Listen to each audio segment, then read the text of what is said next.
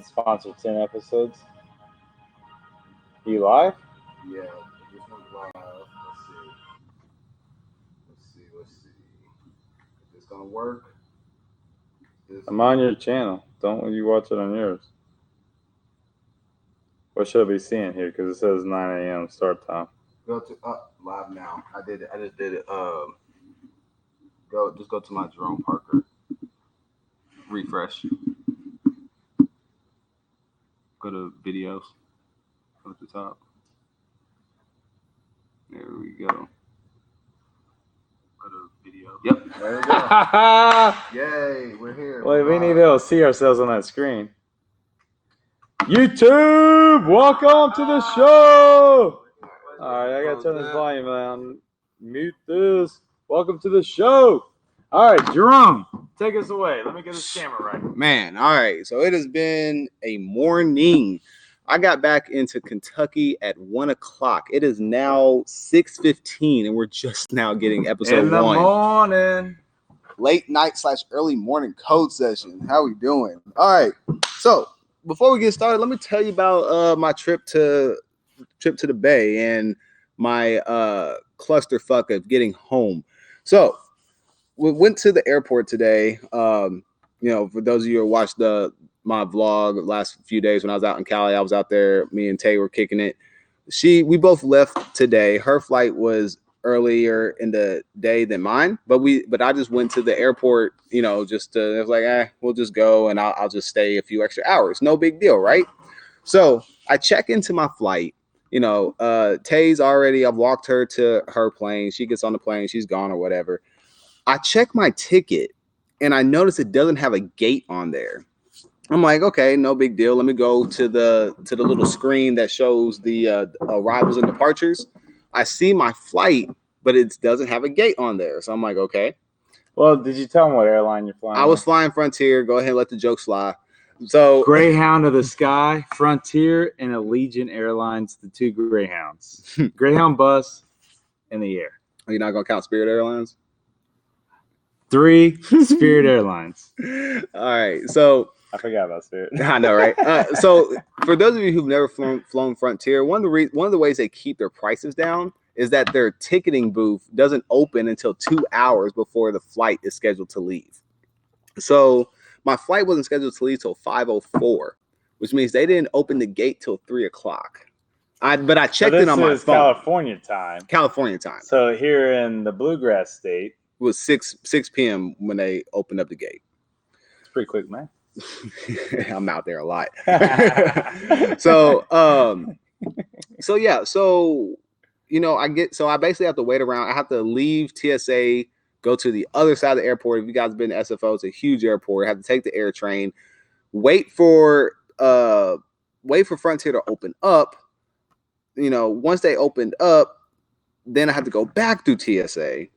Have to find the terminal. You probably have to get some Blue Bottle coffee in the meanwhile. Actually, I went to Starbucks, but yeah. But find my gate. The gate had another plane on there that was coming in from Las Vegas, and the plane had been in the I had been on the runway for like an hour. Like I don't know what was going on with that. So they finally get off at like 5 o'clock, because when we're supposed to be leaving. We board. They do their boarding real quick. We're up in the air by 5:40 Pacific time, so about 8:40 Eastern. Good thing was it was a direct flight, so I didn't have to deal with any layovers or whatnot. But the person who was supposed to be giving me a ride home, shout out to Natalie. She wouldn't have gotten back home till like 4 a.m. and I felt really bad for asking her. So Drew here. We had recorded this guy. We're gonna get in on Drew in a second, but we have recorded the first episode last week, or I guess it was like last Saturday. And after reviewing and looking at it, wanted to redo it. And in between this time, Drew managed to get himself. We had some technical difficulties. The first time and the second time we tried to do this. So now we're a third time's the charm. Although we've tried how many times in the last 4 hours? I'm not even going to count, but we're just going to count it all as one big try. All right, fair enough. Play ball. So, for those of you who've been following for the last week or whatnot, you know, I there was some name calling going around. I didn't call anybody names. I was thinking I called some people the wrong name. called me the wrong name. You got called a couple names yourself. I got called names. Rightfully so, though. I defend their action. Yeah. So this is Drew. He's with Breakout Hola, Games. amigos. I like to Sponsoring- speak in Spanish for some reason. I've noticed that. I think it's fun. You text in Spanish too. See. But so Breakout Games is sponsoring this Code Life late night code show. It's always a Code Life. It is always Code Life. # Code Life. The Justin Timberlake. If you haven't seen the Saturday Night Live with Justin Timberlake, the hashtag sign is worth watching. Code Life. So in between this time, there had been, honestly, I still don't even know what all happened. All I know is I started getting calls. People were saying that Drew's a little loco, and he's calling me Ja Poquito Rule. loco.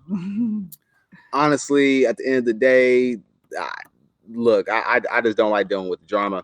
So hit up Drew. I was like, whatever happened, we're just gonna clear this up. We're going to Go on YouTube go Live on YouTube Live at 6:15, 6:20 now, 6:21 in the morning. I'm giving everyone full permission to leave your comments. Leave and a comment concerns. below. Leave your comments and concerns. I'll answer questions, but Yeah. I'm not that important. I This will. is the important I guy. will respect the fact that Drew did apologize. Drew, Well, I needed to. yeah, I called you Ja Rule. yeah, little out pocket, I think I called you Jerome Bettis at one point. The bus. Before he retired, I was actually like a nickname people gave me in like middle school. Did they call you the short bus, or they actually call you the bus? No, they just call me Jerome Bettis. All right. And I was like, my name. I need to apologize for this too to the YouTube viewing audience. How many live audience members we have? You didn't have it on the right screen. I can't see. Oh, let's see. We got it on. Yeah, get up in there. Hey, people. When you leave a comment, we can now see your comments, theoretically. Is that the theory? That's the theory. Let's go ahead. I don't think you want to click that because then we're double streaming it down. Now we're messing with this. Is Inception. No, get that off.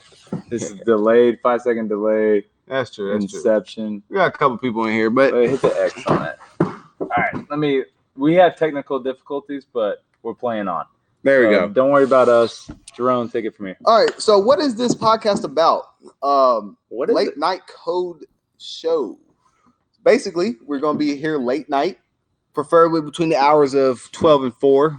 Try not to do another 6:15 stream. We try to be done. It's miserable to stay up all night and try to talk code Yeah. to Jerome. Not that talking to Jerome is very pleasant, but doing code when you haven't slept, Yeah. they say it's not good for you. They start to get a little cranky. I saw that Social Network movie and they did it, so I think you can, but they say it's not good for you. Yeah, it's not really effective after a certain point.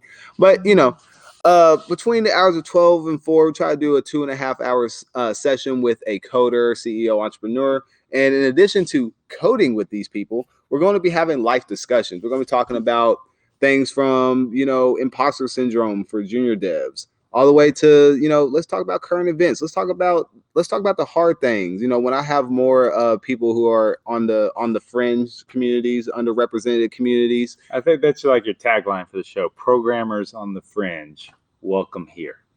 I like that, actually. I like that. I'm a marketing guy. That's all I do. We're gonna bring people on. What's it like? What's it like being, a POC in tech? What's it like being LGBT in tech? What's it like being disabled in tech? I want to hear from people's perspectives. What do those acronyms even mean? People like me don't know. Hey, there's a lot of stuff that I don't know, and I'm ignorant. Come on the show, and teach us. talk to Jerome. We'll watch. Educate us.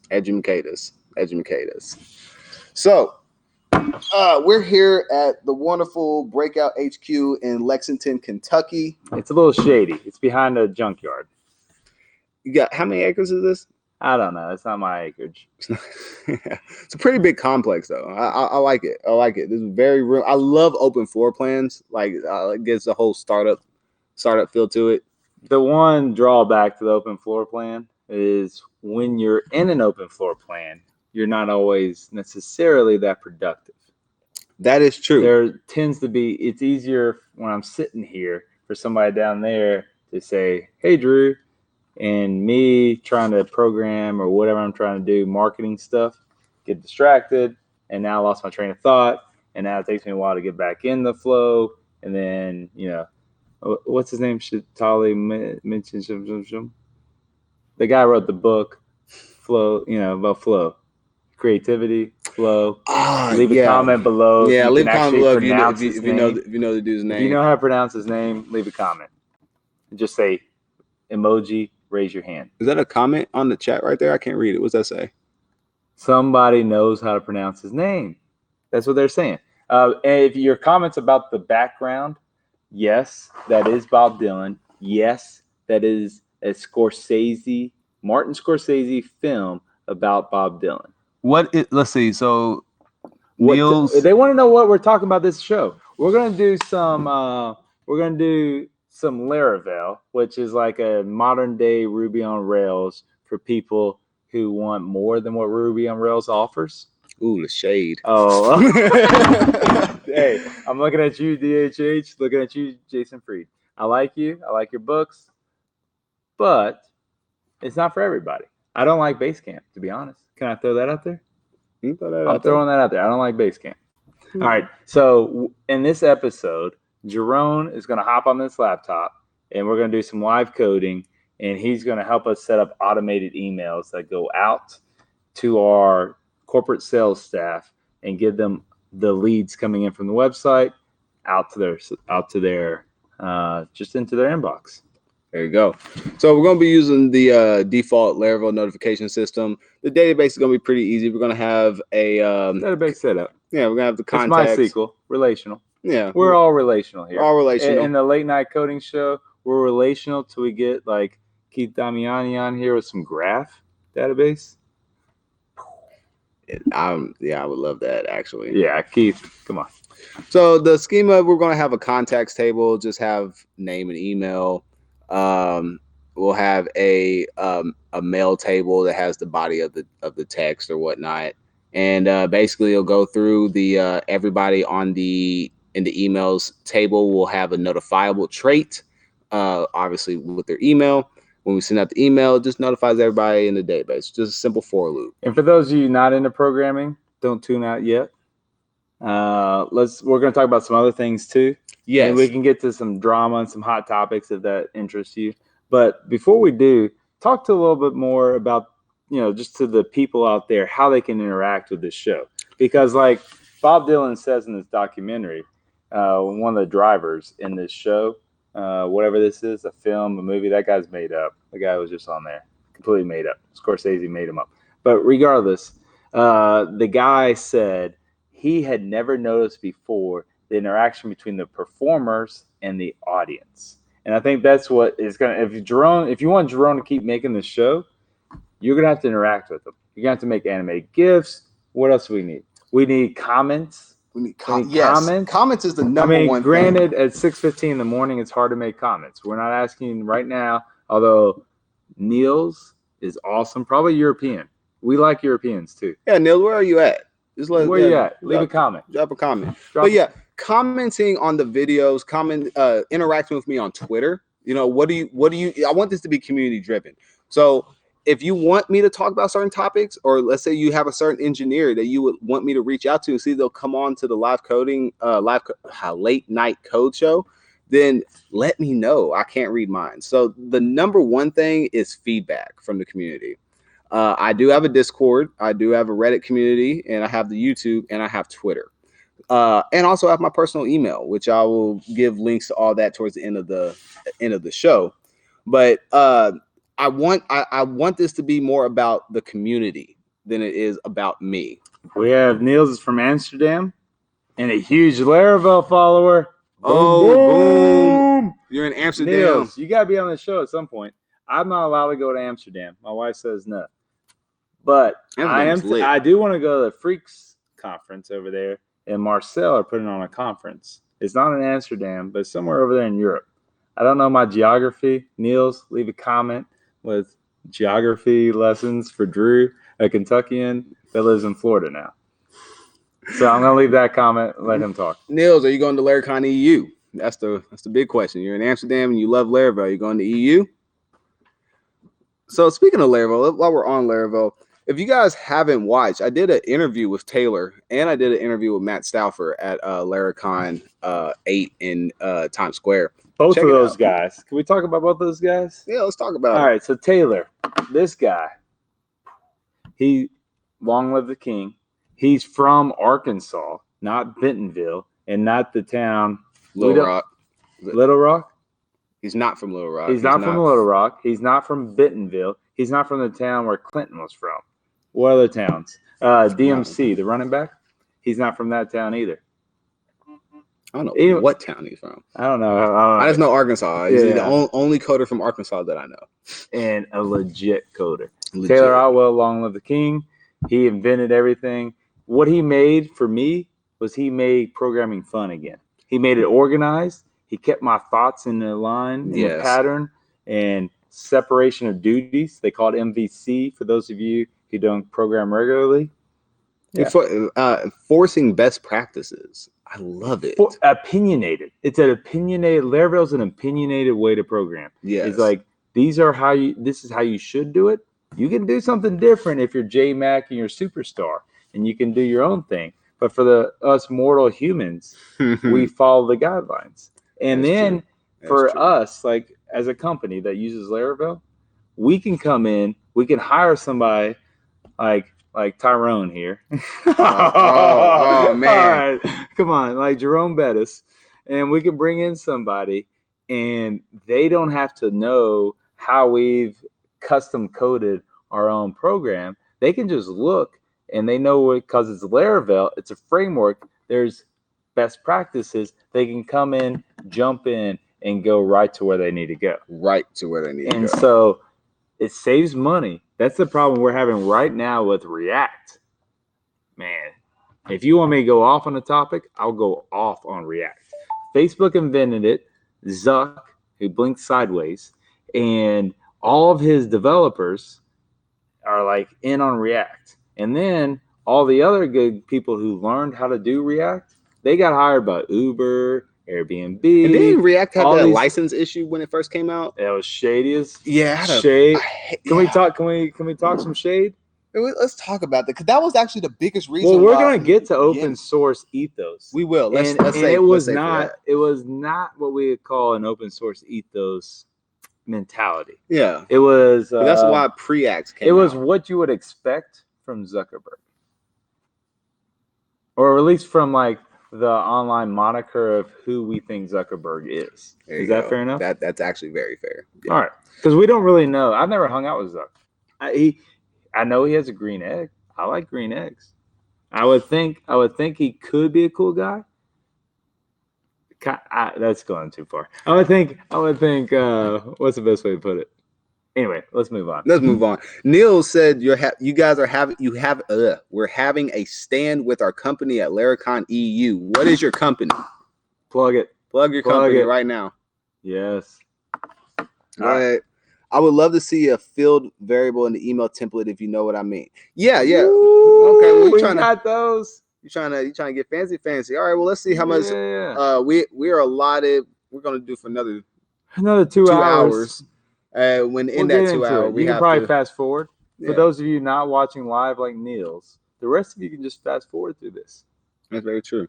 Or you can listen, and we might drop some knowledge. Yeah, I probably won't. I think the talking part is. I bet Ja Rule. All right, that's too far. I bet Jerome. JYRON.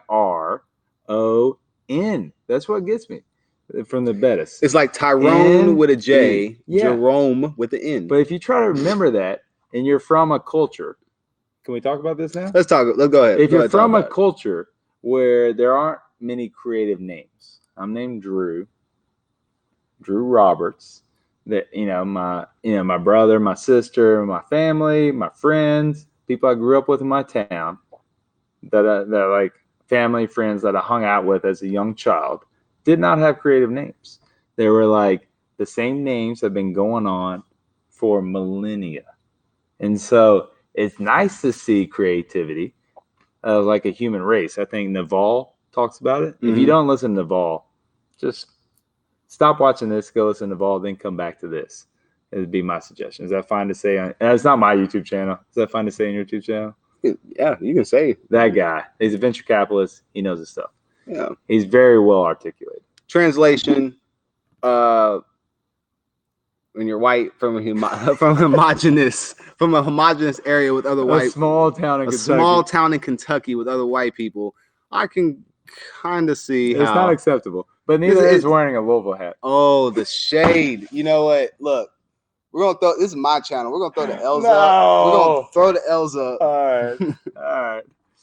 We're getting comments from Europe right now because they're really the only people awake. Yes, I mean it is 6:35 in the morning. The only people awake are from Europe, and we love Europeans. My favorite. I have two favorites. Freak, because his name's awesome and he's awesome, and he writes packages like nobody else, except for maybe Marcel, who writes packages, and they're working together. Who's the guy at Laracon, the guy who does the Spady, the Laravel query builder? I love that dude, and I love Spady. Freak. I love Spady. Hey, somebody gift this. Freak. All right, you just take that video clip. You turn into. I see it right there. Somebody already gives it. No, it's a delay. No, that's the delay preview. We're on a delay. Technical difficulties. No, it's not technical difficulties. That it's a delay on purpose. This is natural. It's on purpose. Yeah. So why don't you talk about Breakout? I mean, if you happen to be in one of our markets and you happen to want to play an escape room, just Google it. It'll probably show up. And that's the only plug I need to do, because if we're doing our job on the marketing side, we should be there. And so what we're going to talk about today on this show is what Breakout, the company I work for, has done with Laravel and with programming in general. We use React as well. What steps we're taking in using GitHub and trying to get procedures in place. Thank goodness for this guy, Braden Keith. Shout out Romega. Good people. It stands for Rome, Georgia, but it's pronounced differently. It's confusing. They put combined in one word. But we're trying to get organized right now, and we're in that process. We're adding testing onto our site. We could not have done that without JMac and his magic. Can we talk about JMac for a second? Talk about JMac. Jason McCreary. Is that how you pronounce his name? This is a joke. Back to the name thing. All right. So Jason, Jason, he's awesome. And if you want a community that's inclusive, his Shifty Coders Slack channel, amazing. Just pay for it. Just do it. Join in. People give JMac a hard time because he charges $9 for a shift, which is a shift, for those of you who don't program, is like updating your code to the latest version. It would take me personally 5 hours. I'm like a less than 1x developer. Jerome over here is not just a 1x developer. This is a programming term for somebody who can move faster than the average mortal. And so Jerome can move faster. And so, they go up to like 10x is like creme de la creme. Creme de la creme, is that pronounced? Yeah, creme de la creme. Yep. Exactly. Yeah. Exactly. And so Jerome's more towards the high end of the spectrum, and so he can move faster. So it wouldn't take him very long, but Jerome's time is very valuable. And so for $9, you just click a button, it does it all for you, and then it's automated. It's beautiful. It's enough of a plug. We're moving on. Yeah, plug, moving on. So some of the decisions, you want to get to that now, or you want to get to that later? Like some of the decisions Breakout made with our website, and why we chose Laravel. Yeah, no, let's go ahead and go into that now. All right. Well, first, Laravel is just beautiful. Can we agree with that? I mean, I feel like when I open it up and I look at my code, Otwell, long live the king, or Tyler Orwell, some people call him. He codes in like poetry. Eloquent. It's very eloquent poetry. It's for web artisans. Web artisans only. Yes. And so he writes poems to me that I read that are like haikus. Like his comments section. Have you noticed his comments? Have you noticed those? Yes. Yes. Long live the king. I love talking to that man. I've known Taylor for about 5 years too, actually. I'm just a groupie of his. I don't really know him. Yeah, we've emailed plenty of times. Like I said, I've interviewed him. We've met a couple times in person. He's a really cool guy.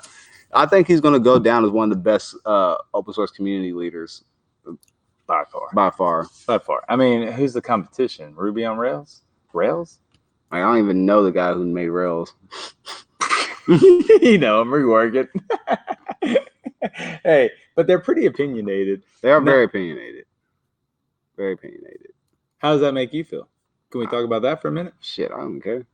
All right. Look, everybody can have their lane in programming. The demand is so high and the supply is so low. We can all have our lane. And it's Jeffrey Way. Can we give it Jeffrey Way? Let's shout out Larrycast.com. Beautiful. If you're new, just go there. Just go there. Don't watch us. Go there. All right. But Larrycast.com, Jeffrey Way, the guy, the man, the myth, the legend, he's a little bit of an introvert. He lives in my town. I try to get him out to like eat dinner or do something. He doesn't want it. But he's a good guy in that he can teach with the best of them. He went to Middle Tennessee State, I think. Mm-hmm. He was a music major, so he's artistic, and he got into programming just for fun, and he knows how to communicate. And so one of the things he says, so this is the point, is one of the things he said is there's 1,000 ways to make a website. Do your thing. Jeffrey Way.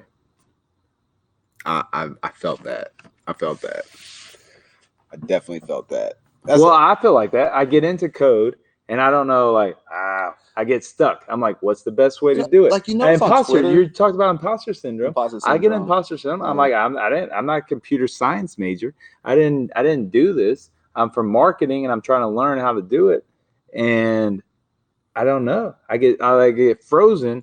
What would Stofford do? What would Jeffrey Wade do? What would Tyler Orwell do? My bobblehead. What would people do?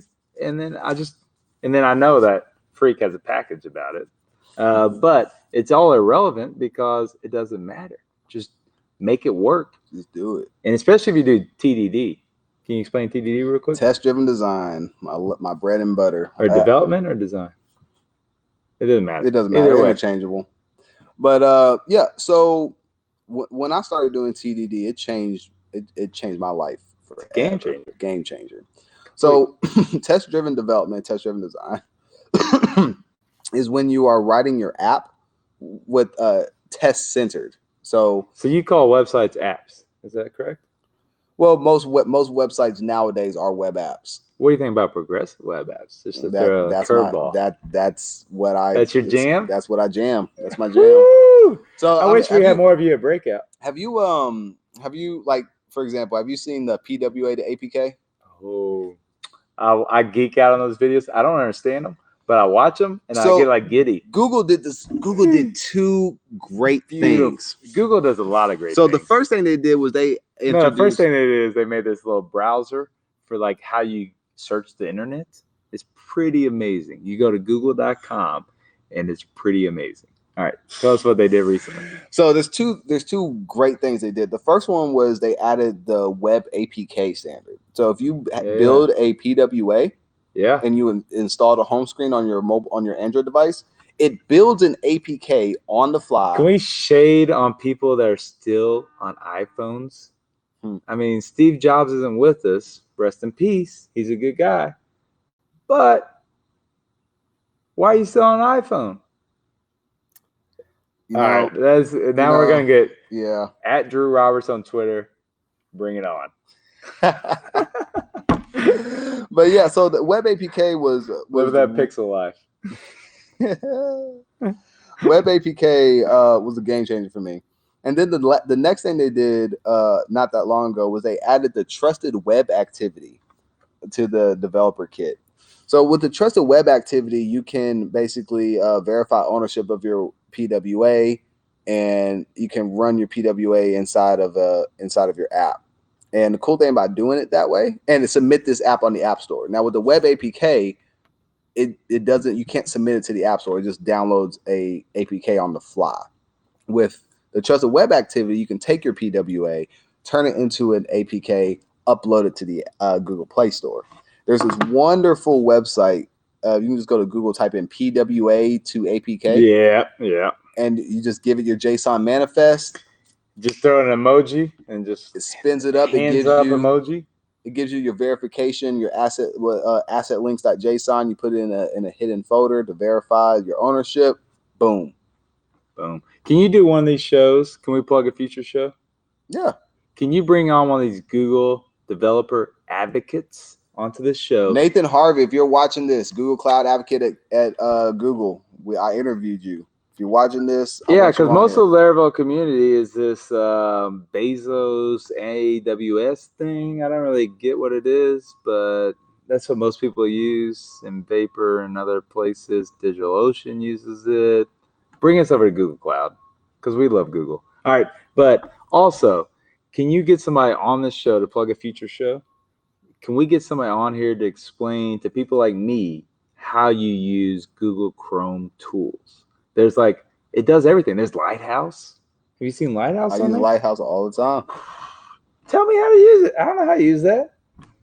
Yeah, it's a good future show. What episode? Maybe episode number 10. Keep watching. It's episode number 10. Plug the Patreon. Go.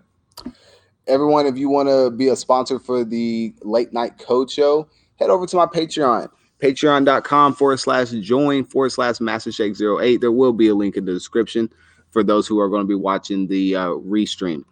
So, but before we get there, something about it's based off the word patron, but it is not. It's Patreon. They add an E in there. Yeah. All right. Just anybody who may be confused, is not familiar with this, you can just click that button, and it gives a couple dollars a month, like a cup of coffee. Jerome, he just needs a cup of coffee. Give him $2 a month. It helps him. It's kind of like, remember when you're in high school or college and they ask for contribution percentage numbers? They're like, we don't care what you give, because there are some rich people that give a lot. We just want to say to our audience or our whoever they want to pitch it to, that 80% of our seniors gave back to the school. That's all they want. Jerome, he needs 80% of you all to give to his channel. He wants you. Appreciate you. And for those of you who've been watching me, I do things like I teach kids how to code. Right now I'm teaching some kids video game programming. A few weeks ago, I did a robotics class, and we taught some kids how to build Lego Mindstorm robots and program them. You need more of that on YouTube. And most of this stuff is coming out of my pocket or my business partner's pocket. If we had more sponsors, we could do a whole lot more. And I try to sponsor more episodes, but people on Twitter said I shouldn't. And I'm apparently only sponsoring this one episode. We can get to that later.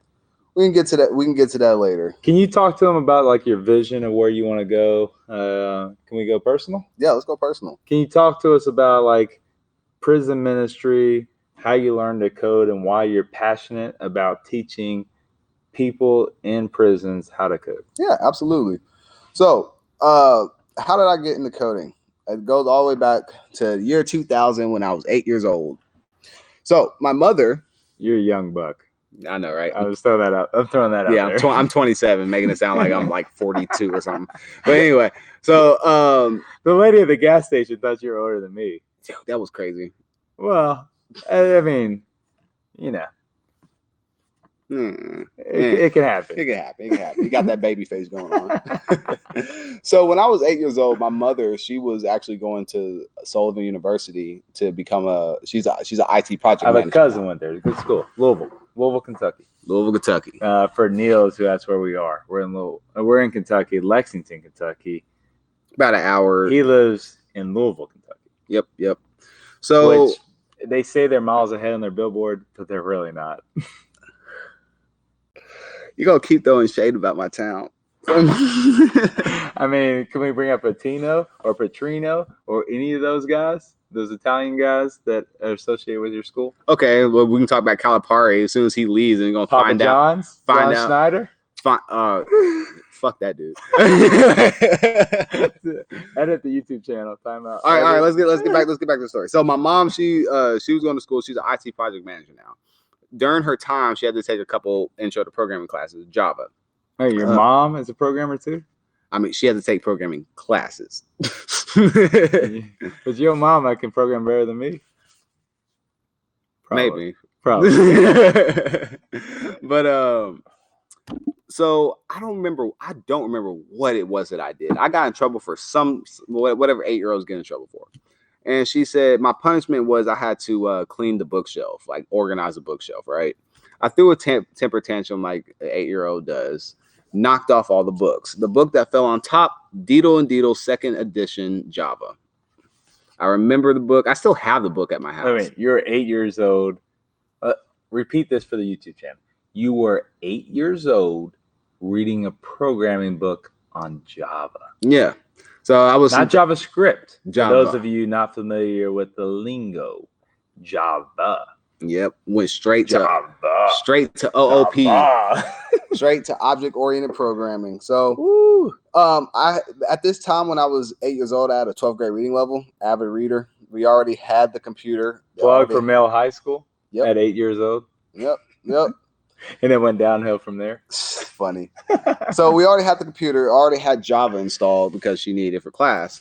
I literally, over the course of a year, read it cover to cover, taught myself Java. The next thing I went to was C++. So, but, you know C++?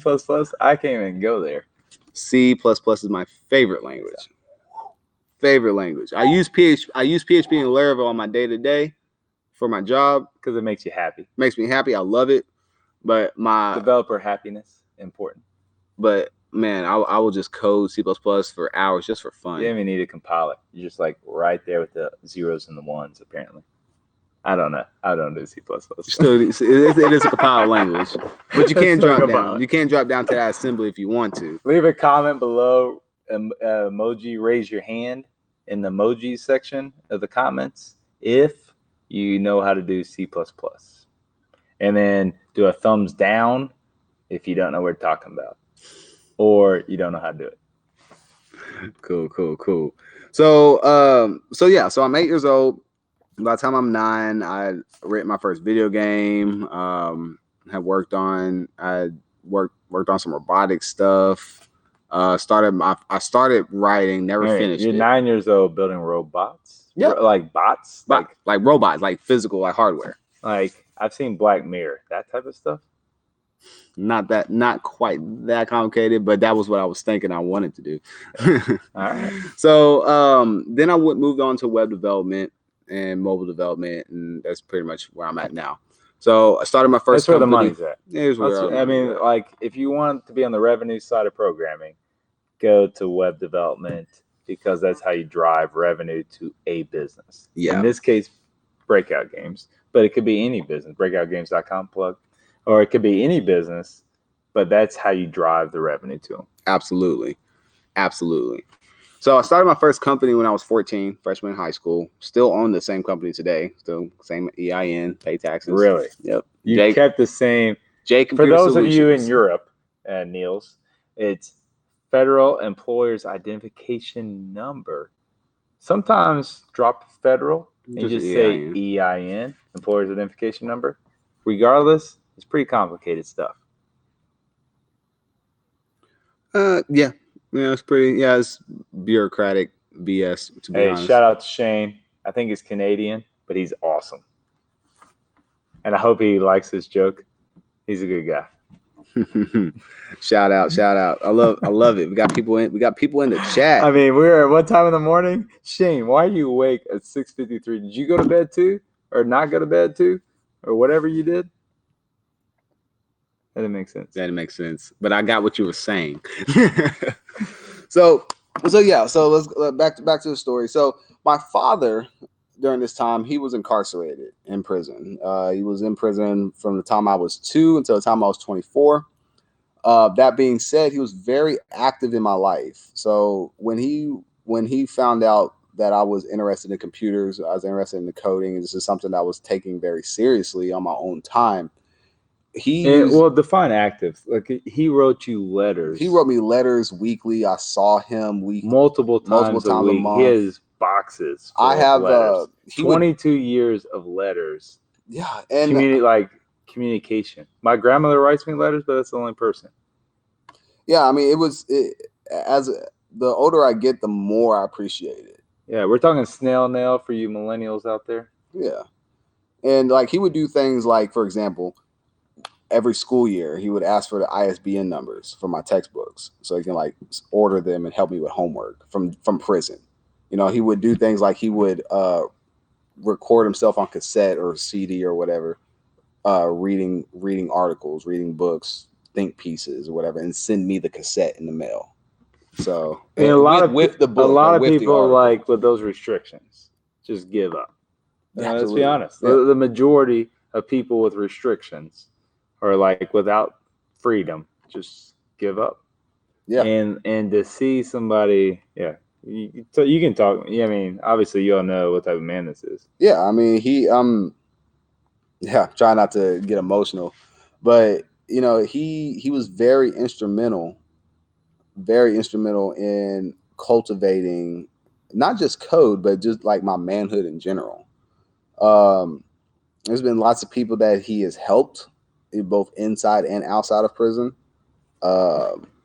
And so to segue back into my prison ministry, I want to start a program here in Kentucky where we are teaching inmates how to code, and not just how to code, but we actually want to set up a pipeline so that with people who are incarcerated, they can actually work.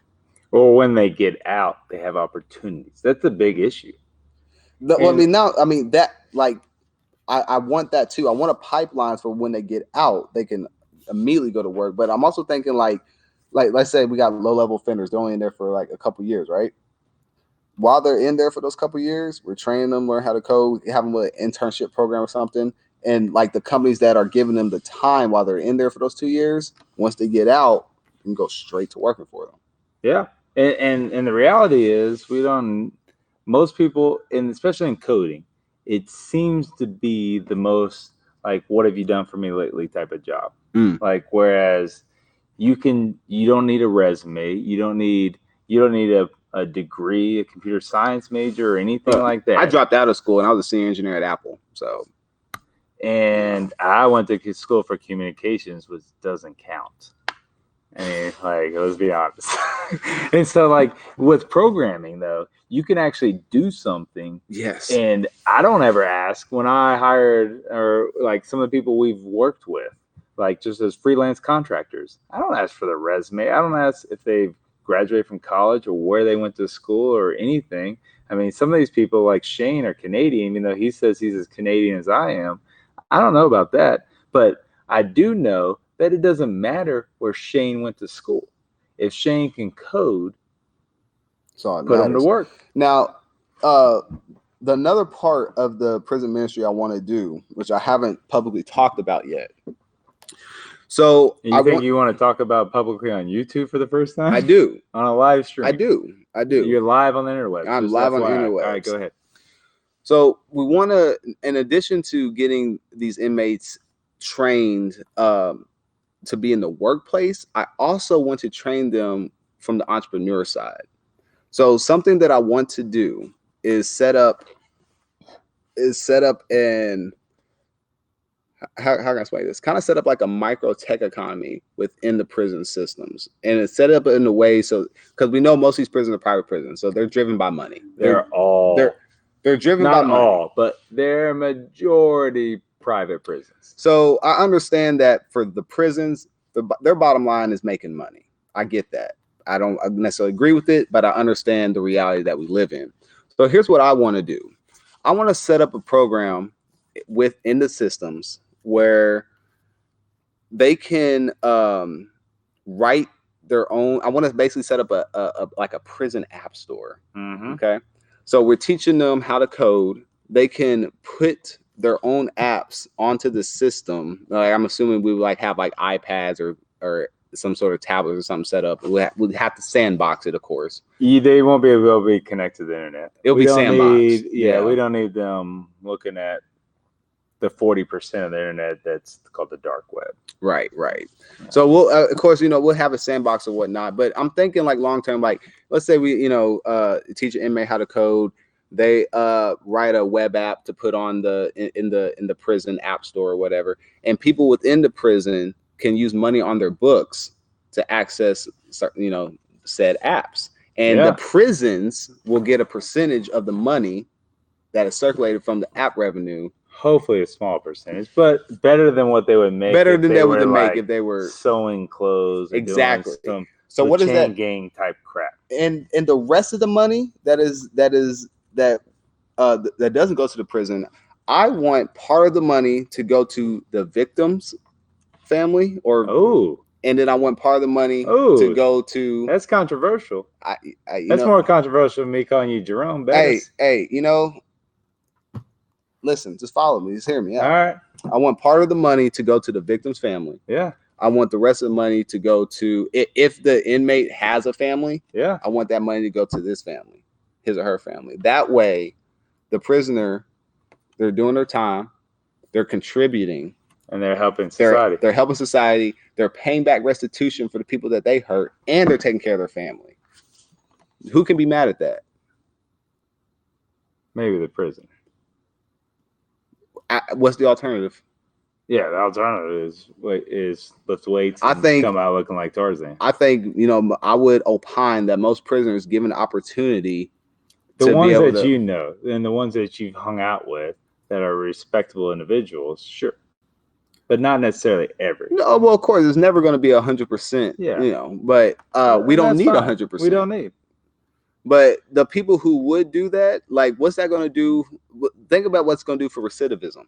Recidivism would be way low. What's that going to do for the people while they're actually still in there? They're not going to be fighting and stuff because they have a reason. Yeah. To get up in that hellhole. Mm-hmm. You're like, I got a son, I got a daughter, I got a baby mama, whatever, and like. My dad has been a developer since the 70s and was incarcerated for 5 years. He could have helped to teach something like this. Yeah, exactly. I've met a few programmers in prison from when my father, I met a .NET developer, I met a Java developer, and like these guys were making, hundreds of thousands of dollars and stuff. And like and they would always tell me is like, I just miss coding. Like I just miss coding, like you treat people like animals, they're going to become animals. It is what it is. On a future podcast, maybe I'll tell you when I went to jail once. I didn't go to prison, but jail. We'll talk about it. We don't need to talk about it. We're gonna talk about it tonight, but yeah. But that's my that's my end goal is to build a pipeline. To build a pipeline where that basically everyone can benefit, and hopefully change, start a movement. Hopefully, that's my ultimate goal. I like it. So, what do you need to get going on this? We need somebody out there that's got a guy. Shane, you got a guy? Somebody's got a guy who can help out Jerome get going. I mean, like here in the state of Kentucky, we just need somebody with a private prison. I used to know a guy, worked on his farm in Shelbyville. He was in Cornbread Mafia. Great book if you get a chance to read it. He wasn't one of the good guys in there, but regardless, you need a guy that just gives you an opportunity. I think going through like a chaplain at a prison, showing them that you can sandbox these laptops and Chromebooks. That's all you need. Mm-hmm. And just come in with like something that's basic and just kind of walk them through some introductory steps could get you going and just get you a trial period.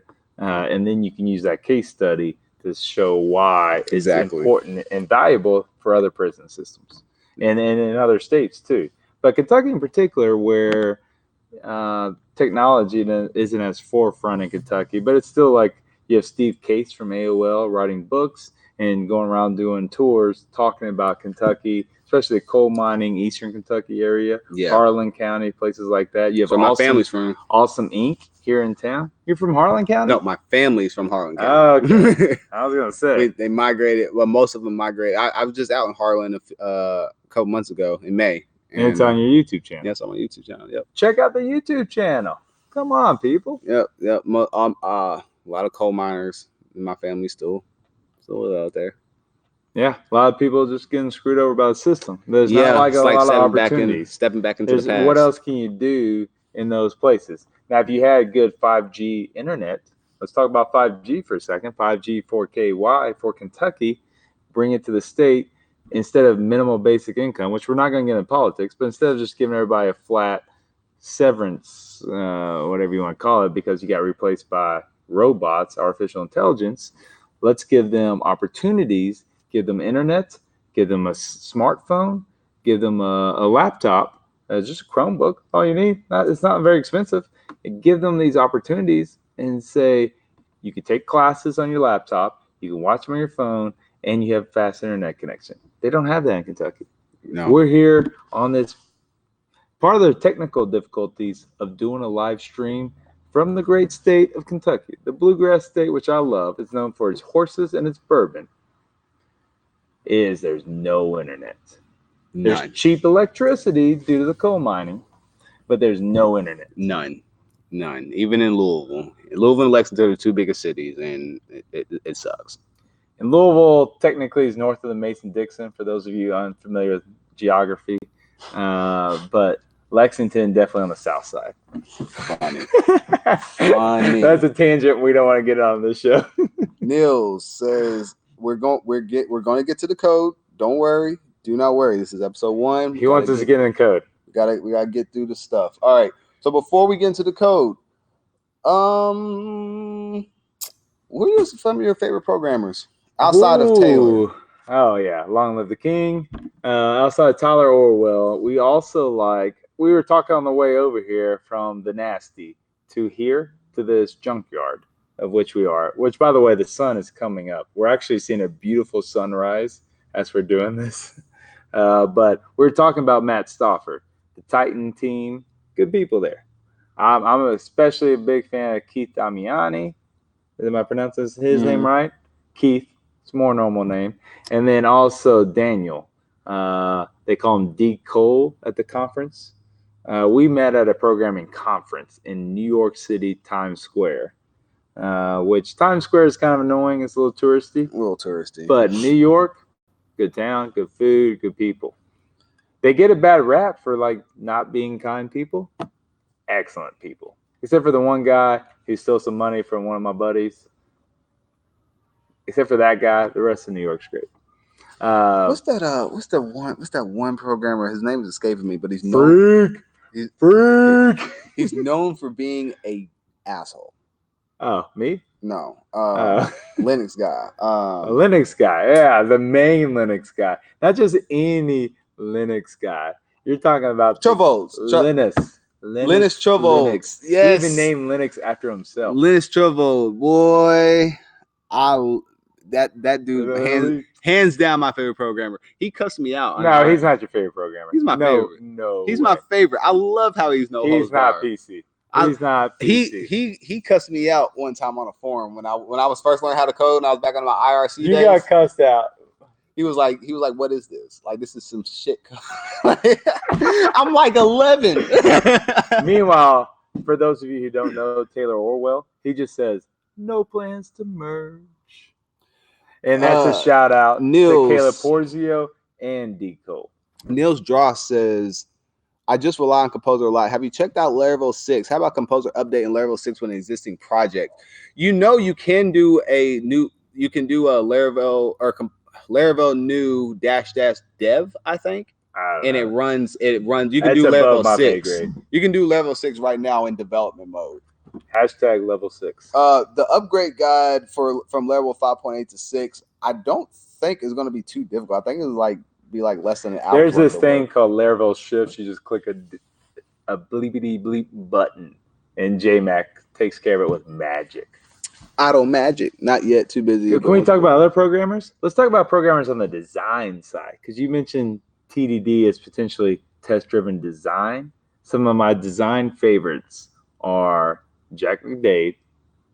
I don't know how to pronounce Statamic. How do you pronounce it? Statamic. You said it right first time? Yeah, first time. Design engineer Sarah Drasner. Whoo, SVGs. Woo, Sarah animate those Drasner. things. Sarah Animate 'em. Drasner is a boss. Oh, get her on this show. All right. That other Sarah that does SVGs. Sabudium. How you pronounce her name? Oh, look, I'm not going to mess listen to anybody's her. names. Adam Wathen did, and that's pronounced right. A Canadian. Adam, I can pronounce I that. thought it was Wathen. Is Wathen? Oh, I'm messed up this whole time. All right. Regardless, I may be wrong. I don't know. I think it's Adam Wathen. Adam Wathen, the Canadian. He does some great stuff. There's this thing called Tailwind. It looks weird at first. You're like, I don't know about it. It makes my HTML messy. But then you realize you can move fast and you don't break things, unlike Zuckity Zuck. And you start going and you like it. But he and these other people, he had Sarah, the other Sarah, we don't know how to pronounce her last name. Wathen didn't either, though. Or Wathen, or how do you pronounce his name? Adam, yeah. And then also another good one. Anyway, all I have to say is the podcast that she was on his podcast, and they do great things. He's got a great podcast. I don't know the name of it. Not Full Stack Radio. Yeah, that's exactly what it is. It is Plug Full Stack it. Radio. Okay. And then Wes Boss got some good stuff. But back to the design side, Wathen has this guy, Schroger, another Canadian. And this guy, he's north of the Mason-Dixon, north of the border. Is there a wall on the north side or just the south side? No, just where the brown people are.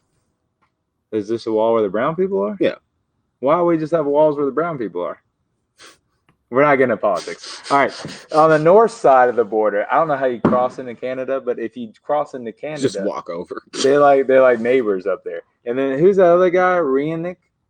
Jonathan? Yeah. I can pronounce Jonathan. That guy's great too. But he's not on the design side. He's on the database, eloquent, beautiful side. Back end. They call it the back end people, front end people. You get the difference. Get the difference. What about you, community? Who's some of your favorite design engineers? Leave a comment with your favorites. Engineers. Link to their website. Most people in programming, it's their name and then .com. Like mine, DrewRoberts.com. Yeah. JavonParker.com. No, they're not going to. Look. I can forgive the Ja Rule, but Javon, that I don't know what possessed you to use that name, but that is the name of my ex-best friend. Oh, okay. I didn't know. So I don't know these. So let's talk about names. Can we talk about names for a minute? Yeah. Let's give you 5 minutes to talk about names, and I'll have Zip go. All right. So you either go by my first name, Jerome. You can call me DJ. You can call me Shake. I kind of like DJ. Yeah. Master Shake 08. Master Shake 08 on Twitter. It should be Jerome on Twitter. We're about to get it. Master Shake has been my persona since I started. We like internet monikers. I'm gonna be quiet, but it's your time. Yeah, you can call me Shake, Master Shake, DJ. I even go with JP. That was my first nickname, my initials. But that dude, cool motherfucker, stuff like that. Do you know what my nickname was back in the day? What? Word. It's Drew backwards in the little private school I went to, the basketball team, which is like all sons of people. And they just flipped Drew backwards and it's WERD word. That's funny. Or D-Rob or Loose Cannon is a common one. It's fitting. Niels has said the composer packages rely on Laravel 5.8, etc. Don't use Composer to install. Just use the Laravel new command. And I like using Composer update. Well, Composer if something doesn't work, I just hit Composer update and see if it works. If it still doesn't work, then I do npm run something. Run fresh. I don't know. Yeah. How do you do npm just update it? Deco and I got into this. You know how He's I good do it? people. I delete node modules and then just do I just npm delete install. all JavaScript. Yeah. We're living that Caleb Porzio JavaScript free lifestyle. Livewire plug. Funny. Oh, this is great. All right. We have So- a train going by in Kentucky at 7 a.m. 7:14 a.m. So, what are some of the interesting projects that you see that you like? It doesn't have to be in the PHP The community, namespace. leave a comment. You asking about me? I'm asking about you personally. Oh man, I am like a newbie to like open source, like the ethos.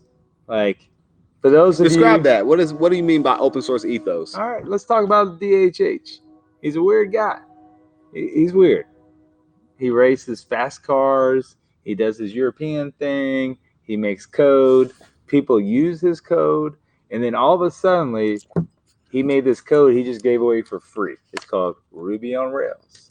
He gave away for free, like Tyler Orwell's giving away Laravel for free. And people built things on this because there wasn't anything free before this, like framework wise. Yeah, for like you a had to back pay end, for like a back end. And so Twitter was built off of it. Did Twitter ever give him a dime? Not a penny. Did Airbnb give him a dime? Not directly. They kind of founded this community. Did Uber ever give him a dime? Travis Kalanick, I like you. You're bro, but you're not the man of the people. Can we agree on that? Oh, we can definitely agree that Travis is not a man of the people. Although he is buying parking garages because he knows we don't need parking garages in about 5 years once the autonomous vehicles are done. So don't worry about Kalanick. He's going to make his money. For those of you who don't know what we're talking about, there's 2 good books, Upstarts on both Uber and Airbnb, and then Wild Ride on just Uber. man, Crazy stuff. Man, like the whole like condoms in the staircase thing. Look, They are a messy company. Uber They was are awesome. anti-PC. Look, bro, Uber is what happens if you take a frat house mentality and run a startup. And you think it's cool. And you think it's cool. And you find out later it's not. Yeah. But you know, I'm trying not to be shady. I'm trying. And no promises, because a lot of these companies piss me off. I think what happened, like, just to defend them for a second, because I went through this a number of years ago. I ran this little blog. I got too big for my britches. I kept running in the direction I thought we should go, and it turned out to be a very bad decision. And so I do feel like if you're getting funding and profits don't matter, and you keep heading down a path, you don't know what's working or why it's working. And so you have no compass. And once you lose your compass, you're going to head in a direction, and you're just going to try to go faster and faster in this direction. You worry more about the acceleration. You don't know that you're oblivious to the real world. You don't know that you're just running people over and causing harm all along the way. And so from that aspect, I would like to just pause for a second. It's easy to dismiss like these crazy stories. One of my favorite books is about kayak.com. They sold to Expedia, like a big company that owns everything in the travel world. And their founder, Paul English. What was it, Orbitz? No, it's Expedia. Okay. Could be Orbitz. It's one big company. I don't know. Yeah, conglomerate. The conglomerate that owns them all is probably European, but it's more likely, whatever. Paul English. There's a book by Tracy Kidder called Truck Full of Money, and it's a good book. It's worth checking out. So you want me to keep plugging books? Or books. Programmers. We're talking about programmers. What have you big on? Oh, sorry. Have you been big on WebAssembly? I wish. I'm not quite. It's a little above my pay grade still. Like I just stick to marketing things. The cutting edge tech is a little big, but what it's amazing about it is you can do like you can zip, because you're not programming. Like the problem with JavaScript, React in particular, but JavaScript in general, is you're recreating the dang wheel. And you're making something that they have on their phone or they have on their laptop already, and it's called the browser. Don't reinvent the wheel. Use WebAssembly, use Polymer or something. Just web components and just roll with it. Do you agree with that? I totally agree. And here's another thing, because everyone is really hyped about WebAssembly in the browser, but it's pretty cool. it is It great. is pretty cool. But a lot of people forget that you can use WebAssembly outside of the browser. And Like your- for example, and your apps. PHP modules, you can write them with WebAssembly. No. Yes. And leave a comment if you think that's true. I don't know about It's that. absolutely true. All right. I mean, Absolutely I believe true. it, but I don't Its know goal about was interoperability from front and it. back And anything. and anything. I just shared an article actually from the Plug your Twitter. What's your Twitter handle? Master Shake 08. That's MASTA. Some people think Master ER, but it's not A. It's an A and then shake, like you're shaking something. 0, as in the 0, and then an 8. Mm-hmm. Is And that the year you graduated or something? I was born on the 8th. You were born in 2008. No, I was born on the 8th. January 8th. But January 8th, you all send him a birthday card. You know how Spotty does postcards? Send him a postcard. Louisville, Kentucky, and just say Master Shake. He'll get it to him. He'll get to me. I once sent a postcard in the mail. I said, Grandmom, Shelbyville, Kentucky. It got to her. Really? Shelbyville's a small town. Oh. they knew Grandmom. Man, all right, cool. So where we at? So open source projects. So yeah, my big thing. I've been on WebAssembly for. That's all I've been focused on. Doing WebAssembly, doing a lot of VR, AR stuff with as far as HTML5. The stuff that the new JavaScript APIs can do is crazy, man. It's. Have you checked out WebMetal? I mean, it would only matter if you're on iOS. So, the Metal Kit, that's their graphics engine that they use to make iOS games. Mm-hmm. Apple made, and I'm pretty sure it's using OpenGL and WebAssembly, but they made WebMetal. So if you're targeting iOS devices with your web apps, you can do the native graphics coding that you could do in Swift. You really could only do in Swift. That's why some people, like big companies, write in Swift and they write in, what is Android in? Kotlin, Java. Kotlin. Yeah. I don't know what Kotlin is. Yeah, they write in Kotlin and Swift and these like Fugazi stuff. And really, you can just write in React Native and it goes out, or you can write in a WebAssembly apparently and it goes out too, or you just write a progressive web app. And a website and it goes out. Yeah, I mean, Apple finally added support for PWAs. Like that was, and they were the ones. They were the ones who started. They were the ones who started the idea. If you remember they didn't start that. They closed. No. If you remember when the first iPhone came out, before the App Store came out, they did web clips. Before the App Store came out. That's a long time ago. But that was their original goal, was to make installable websites. Then they switched over to the App Store to make more money. Because they want to control. Exactly. And now that because it's pretty much saturated at this point, so now they're switching back to doing PWA so they can make more money. Can we give a shout out to Microsoft, a company I never thought would have the open source ethos? You know what? I mean, I'm anti Windows, but I do appreciate what they've been doing the last. And now they go hiring cool people like from Orlando, John Papa, who's like teaching me how to use my IDE. For those of you who don't program, it's like, I don't even know what that stands for. Integrated Developer Environment. My integrated developer environment, aka my little program I use the code on my computer. It's called VS Code. Oh, it's pretty nice.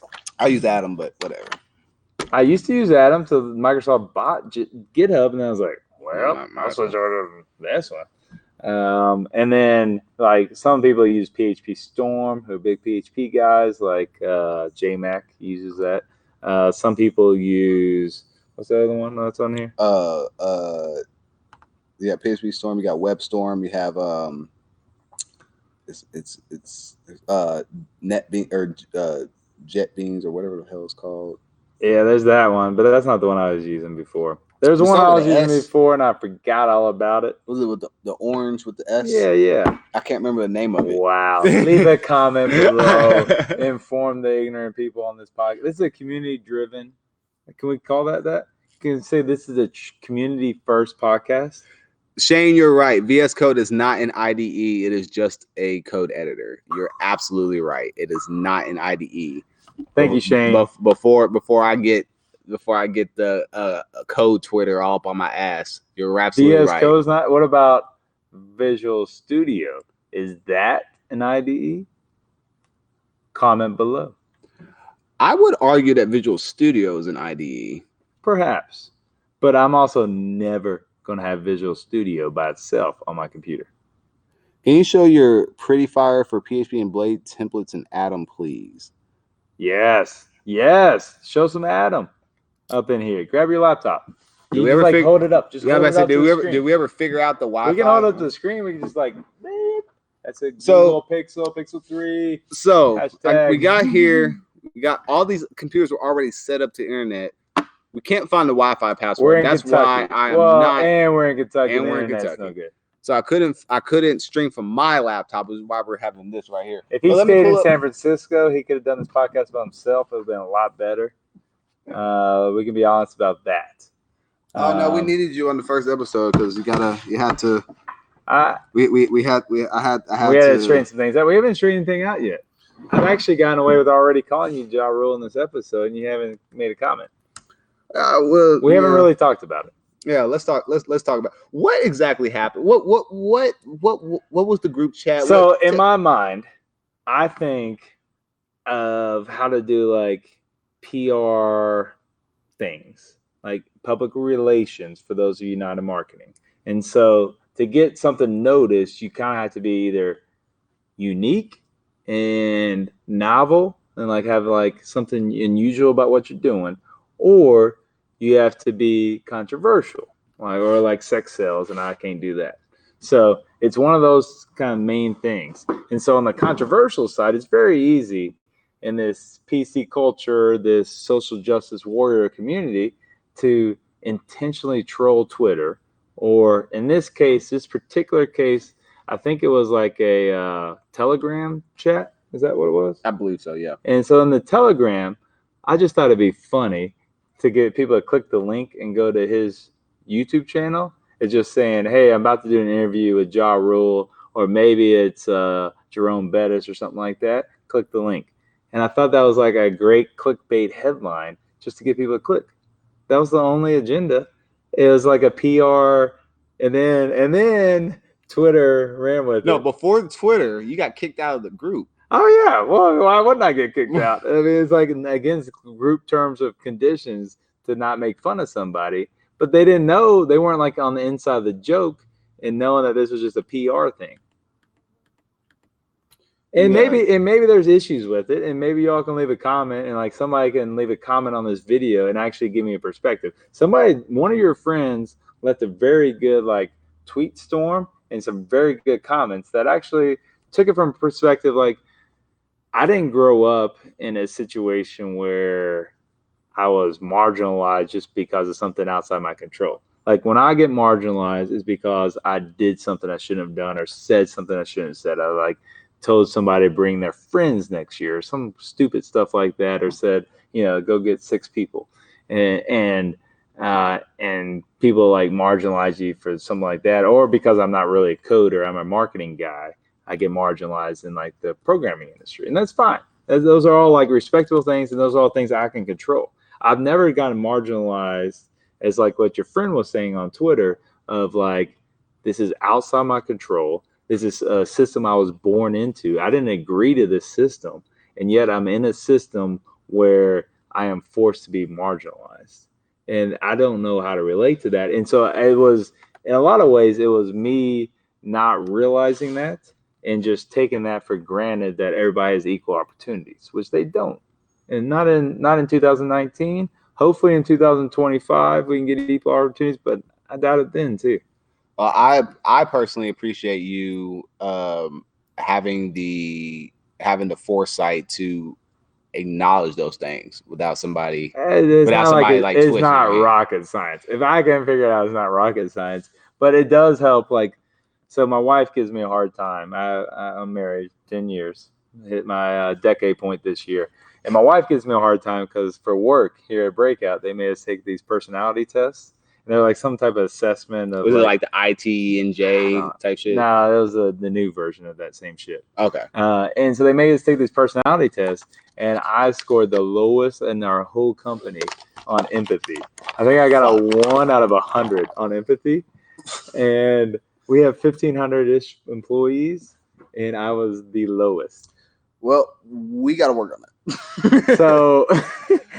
So like it helps me when people actually like tell me and say, "Hey, Drew, you're in the wrong here," and like something that should be like somebody with empathy, it should be common sense that they know not to say something.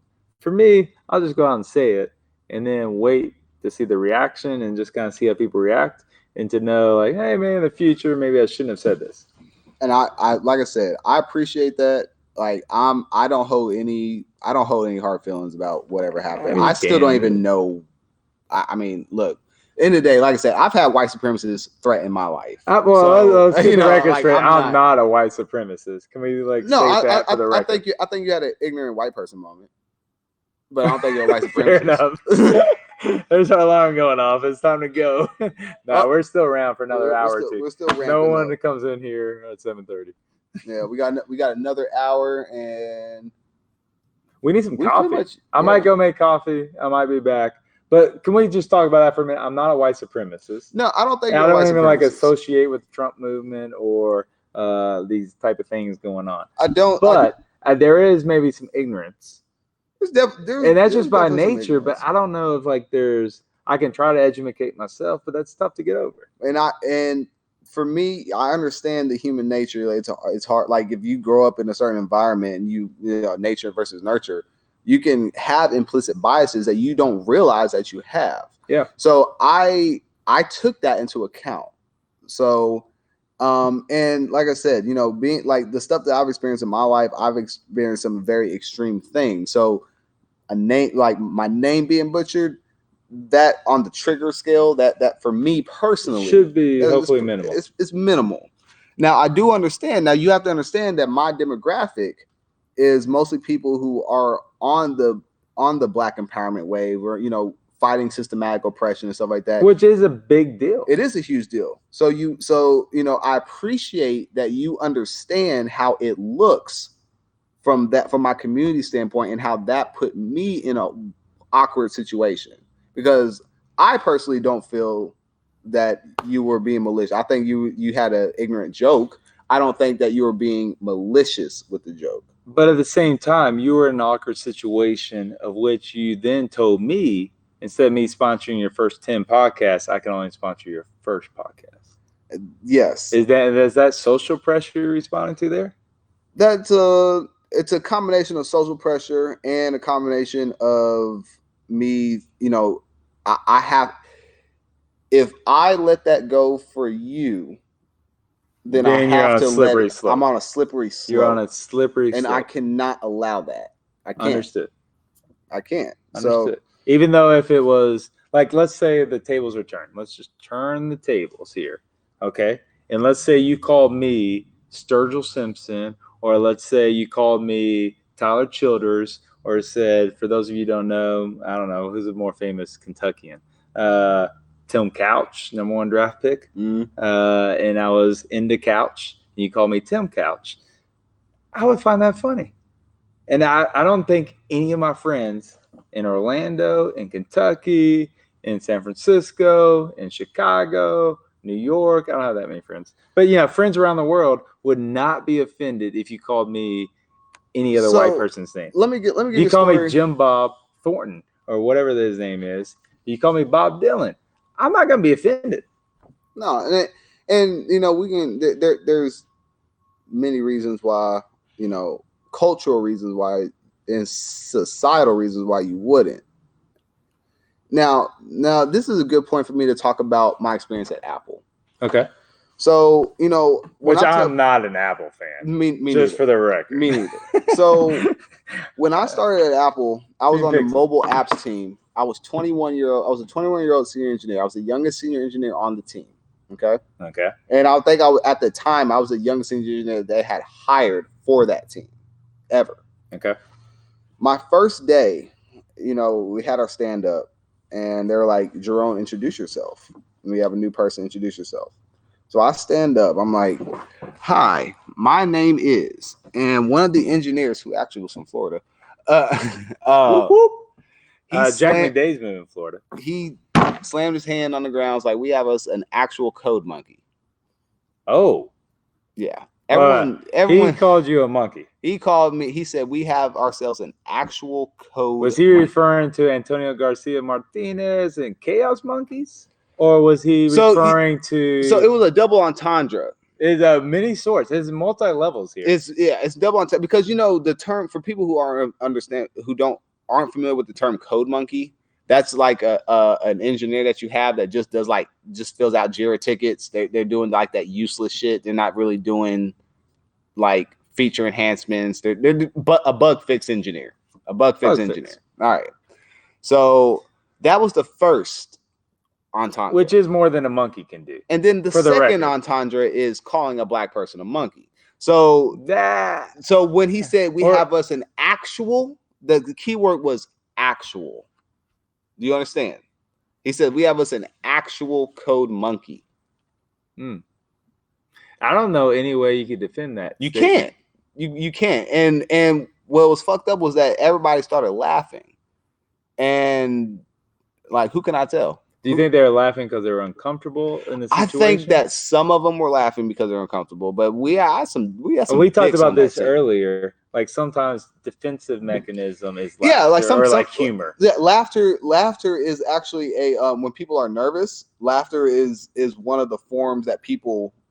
Like my little puppy when it's nervous, it yawns. Yeah, like because it doesn't know how to laugh. Yeah, so I could tell which ones were like the ones who were like it was an awkward laugh versus the ones who were like cackling. Like they were like into the joke. Or maybe they're just like shocked that somebody actually said that. Well, do you think? I thought that at first, but then the second day, the same guy was making jokes about you're familiar with Dave Chappelle, right? Right. Who's not familiar? So the skit where Dave Chappelle was the blind KKK leader, right? Yeah. So they were talking about. So I'm not gonna quote anything from the skit. But so he's where you're at. I'm right here, and then the other guy who was laughing the loudest the first day, he was sitting right here. So they're talking to each other across me. And they're like, my favorite episode is when Dave Chappelle pretended to be the blind KKK leader, and he left his wife because his wife was a nigger lover. It's the end of the joke. He was like, he left his wife because his wife was a nigger lover, and they just threw that word out there. No problem. No problem. And I'm in Sunnyvale, California. Like I'm like everybody's like, oh, California, there's no racism. Like that's bullshit, man. I saw a lot of more of the liberal racism out in California. Well, how much time have you spent in Mississippi? Because I got some boys like Vic Ballard's from Mississippi. There's a lot of good people from Mississippi. There's a lot of issues in Mississippi. Oh yeah, I have family in Clarksville. All right, so you've been to Mississippi. I don't remember it, right. But I talked to them. There's some issues there. There's some issues in Alabama. I went to college in Alabama. We have issues. Yeah. And that we're still working through. So California at least doesn't have the historical issues as much. They do have like the train building and all that, like the railroad and all that type of stuff.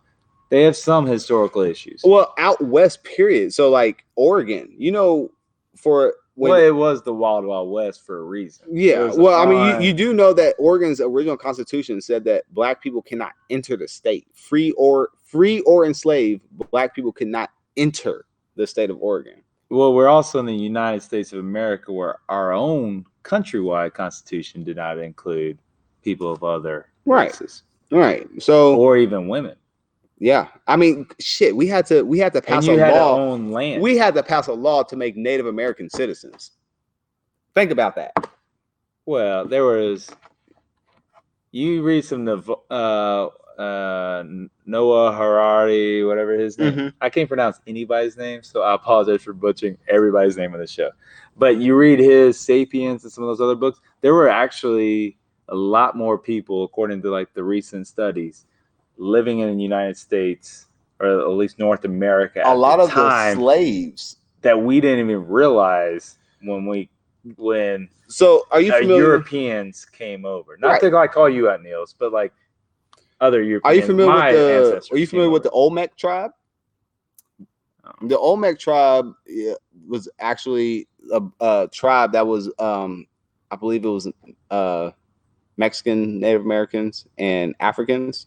Because They're like the ones that are barefoot running, born to run. It's a good book. Look, I don't know. All I know is that there the Olmecs is basically like there was a combination of Africans and Native Americans who mixed, and they were here before the Europeans.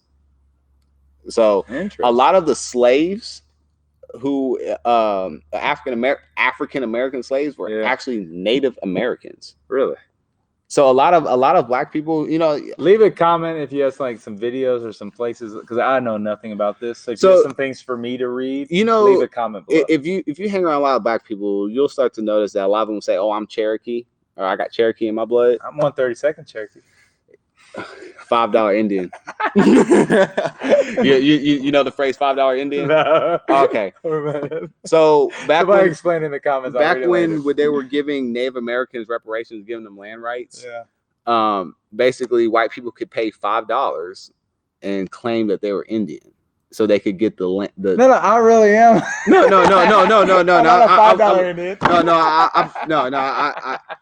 I believe you. I get more acreage. Look, I say that to a lot of people, but no, that was literally a thing. So I wish I was Choctaw though. My favorite people are Choctaw. Those Choctaw casinos, they owe me a lot of money. Like in Oklahoma, I'm done with you. I'm done with you, bro. All right. But no, that was a thing.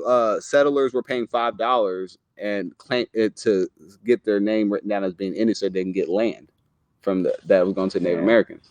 They also gave out some blankets that were like, the Elizabeth Warrens of the world. Yeah, okay. All right. I thought we were talking about programming. Yeah, we are. I'm sorry. This is late night programming, but code show. But yeah, so we got all this because we were talking about being homogenous. Well, we met at a programming conference. Yeah, Laracon. You want to talk about that conference? It was Can we do a plug? It was great. Best Laracon I've ever been to. My favorite too. I've been to two. Is it better of the two? Did you go to the one in Louisville? Chicago. You went to Chicago. I went to the one in Louisville, and then I went to this one.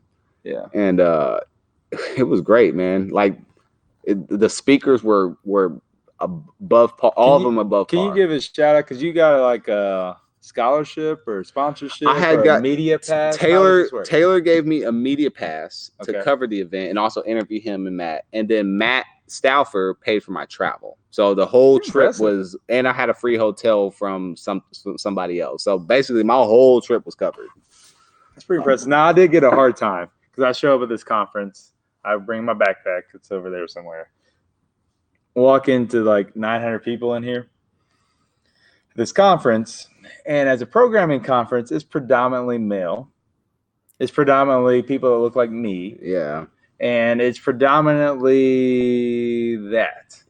And so with the whole it was like I've only been to one other programming conference. This was my second one. And coming from like going to marketing conferences where it's 50-50 male and female. Yeah. And there's also like multiple backgrounds of where people come from. The ethnic rainbow is a little brighter. There's more rainbow. There's more colors. And so it was very difficult to go to a programming conference. And I took a picture of a bathroom, not the bathroom. That was kind of weird. I didn't take a picture in the bathroom, but I took a picture of like people in the line going to the bathroom. And it was worse than like a football game, or like a college football game. There was over 100 people in the male bathroom line and no line whatsoever on the female side. And then I made a couple comments, some comments I shouldn't have made, like, hey, y'all need to invite your friends next year. Let's get some more. Thinking I was encouraging diversity, and that didn't come across. That was the quickest. Did you set that up over there and just rig the system? No, I started on it and didn't finish it. Here, mix it up. I'll do it. No, I don't even know how to do these things. I gave one of these to my daughters. I have two daughters, 6 and 4. Our kids are about the same age. I got a 5 and 3-year-old. Hey, it's a great age. Like they get along, they don't talk back. They occupy each other. They're like awesome age. I'm sure every stage in life is great, but this is my favorite thus far. So anyway, we're at this conference. Is there anything else you want to say about the conference? I think I've been talking, so it's your turn. No, I mean, like I have nothing but good to say. I'm actually interested in In your story about the conference. Well, so I've been to marketing conferences. Like Google has brought me out to California for some conferences. I've gone to Chicago for some conferences. Orlando, we have a lot of conferences in Orlando. I've been to Vegas for a conference. More marketing stuff. You know, I was in the insurance in a previous life, and I've been to like sports conferences in a previous life. And so it caught me off guard.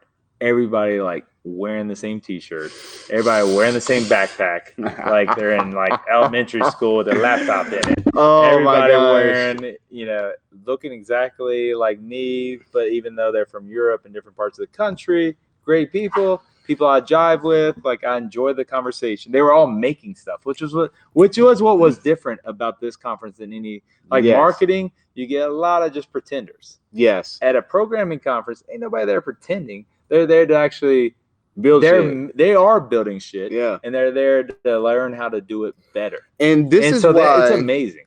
But I sent one tweet out and I said, "We heart Laravel, but we lack diversity." And it was a picture of me and like 15 guys. And I mean guys. And I mean all guys that look like me. And one person left a comment and said, "I feel like you all at least represented the different types of beards." Damn. No, actually, that is another reason why I want to start this show. Like, there's programmers on the fringe. There's programmers on the fringe, you should feel welcome on this show. This is my own last time on this show. This is all Jerome's show. I can only really speak about my experience as a black programmer, a black male programmer. Anybody can only speak about their own experience. It's like that's not a strike against you because you can only speak about your own experience. So at Laracon specifically, I think there was total 7 black people. Do you feel like you were a token black person, like when you were paid to come there? No, I didn't. Okay. I didn't because that was my concern when I met you. Because I know Matt. When I met you at the conference, that was my one concern. It's like, I never feels like. No, because I've known Taylor and Matt for so long. Okay. So no, I knew their true intentions. Yeah, I knew their true intentions. Okay. And no, Matt, they are great people. They're great people. But I have been that token black person at other conferences, at other companies, because I've gotten media passes for a lot of conferences. That's usually how I go to conferences. I get them on media passes. So okay. But no, I've definitely been that token black guy. All right, we got the Rubik's Cube. I'm gonna build this. I'm gonna solve this while I'm talking. I've definitely been the token black guy. It sucks, but you know, it's something that I'm trying to change and the culture of programming. Can you do that farther away from the mic, like over here to the side? Yeah. While he's doing that, I'm gonna tell a story. Yeah, our high schools played each other when I was in high school. My last basketball game of my career. I was forced into early retirement, too slow for the big leagues, and not tall enough. So I was forced into early retirement. But my last basketball game, I played his high school, Male High School in Louisville, Kentucky. My little school, which was a little school, is called Collegiate, and we played Male. Opening tip-off. Ball goes up, center jumps up. Of course, their center got the ball, tips it to his player over here, who catches it and alley-oops to a Michael Bush, a man-child, coming down from out of nowhere, catches it. Boom! I knew right then I was getting some playing time because I was a bench warmer. And we were down at halftime by 40 points, and that was game. I mean, it was a game from the opening tip-off. Like, less than a second and a half into the game, there's already an alley-oop, and we know it's game over. Oh, God. What was the final score? It's irrelevant. Y'all can look it up in the record books. It was 2004. No, 1990. 2000 even. I graduated high school in 2001. This was my junior year. I moved to Florida and graduated from Trinity down in Florida. Winter Park. Jeffrey Way. All right, you gonna do this on the podcast, or you gonna actually talk about it? Let's get in some code. Yeah, let's get in code. Let's go and get some code. All right. So, like I said, I think the people want code. Do the people leaving comments want code? Yeah, they want code. Nils has been waiting for it for a minute. So we're gonna give Nils what he wants. We're gonna do some automation of emails. All right, we have a GitHub issue. How do I get this screen on there? All right. Cool. So we're gonna click this button called OBS. Plug for OBS. Who are some other people we want to sponsor this episode? Who do we want to sponsor? I feel like New Image, Mario. You should be up on the next episode. New Image could be good. I really want Laravel to sponsor. Yeah, but why would they sponsor? They're already doing their thing, and they're open source. They're living the ethos. Yeah. If you're killing the audio. Oh, my bad. I'm almost done. Like, I'm almost like done. up in the grill of the audience and their speakers and their headphones. Who doesn't like Rubik's Cubes though? Who doesn't like Rubik's Cubes? But who doesn't want their I'm audio done. impeded? Look, I'm done. There you go. All right, no more Rubik's Cube. Not only can he code better than me, he can solve a Rubik's Cube faster. He's a 10x Rubik's Cube developer.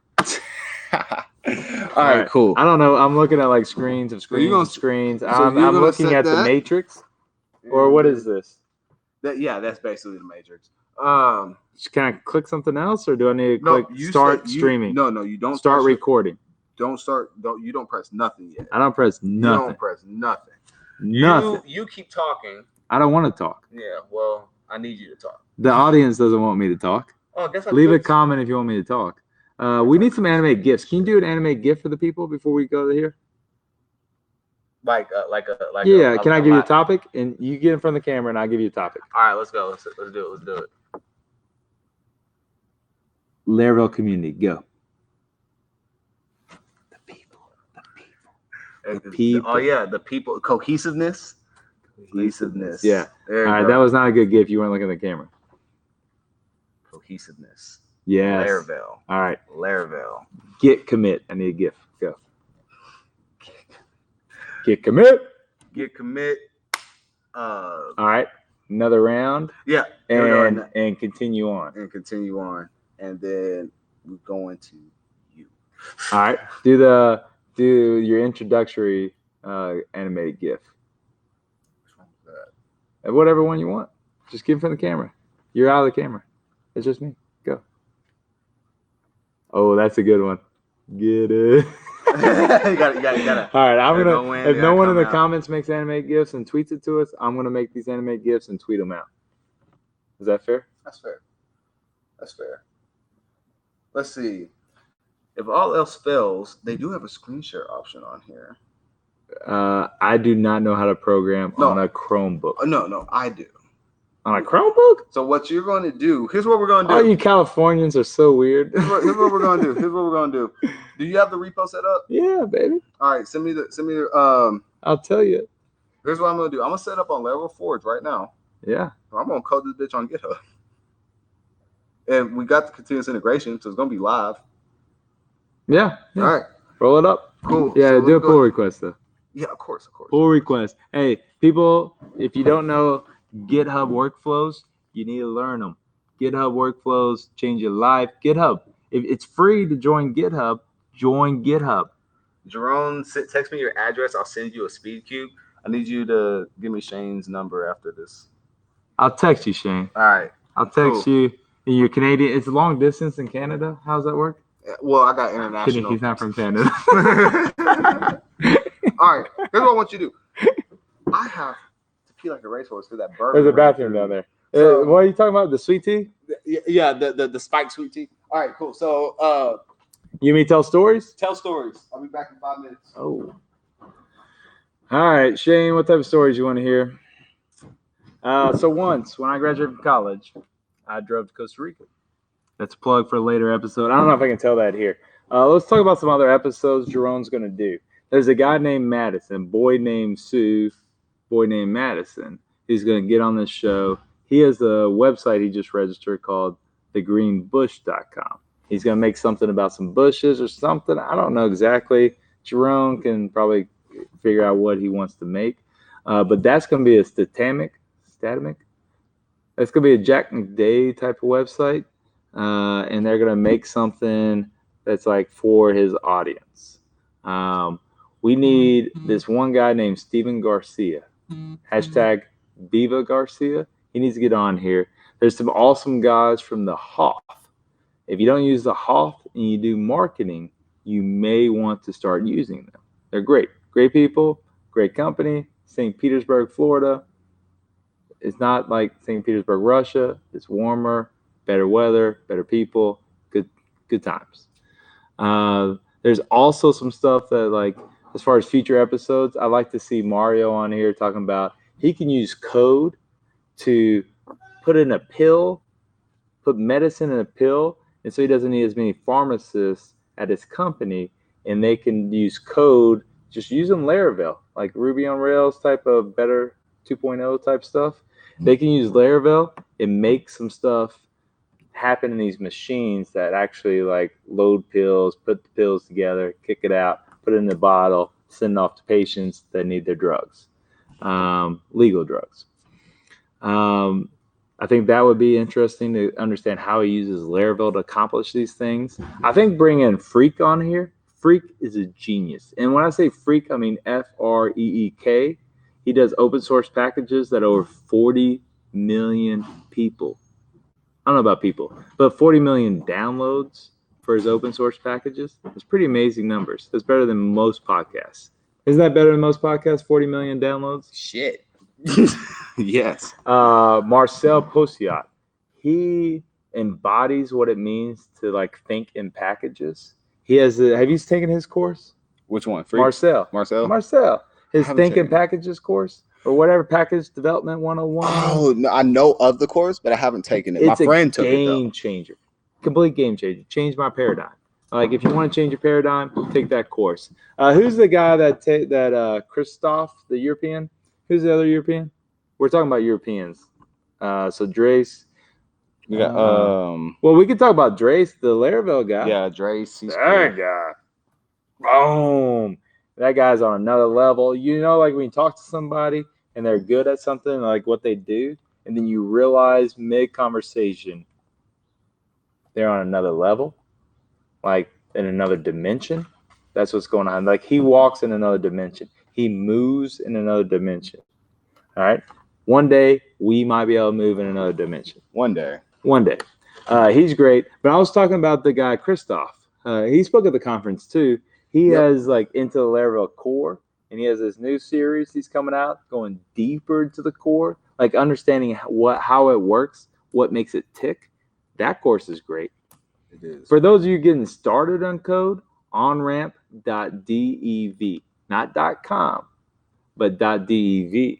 OnRamp. Oh, you're talking about Matt Stafford's. Well, hopefully it's open source, community driven. Mm-hmm. But yeah, right now it's just Titan made it. If you check out my interview with Matt Stafford, we talked about it.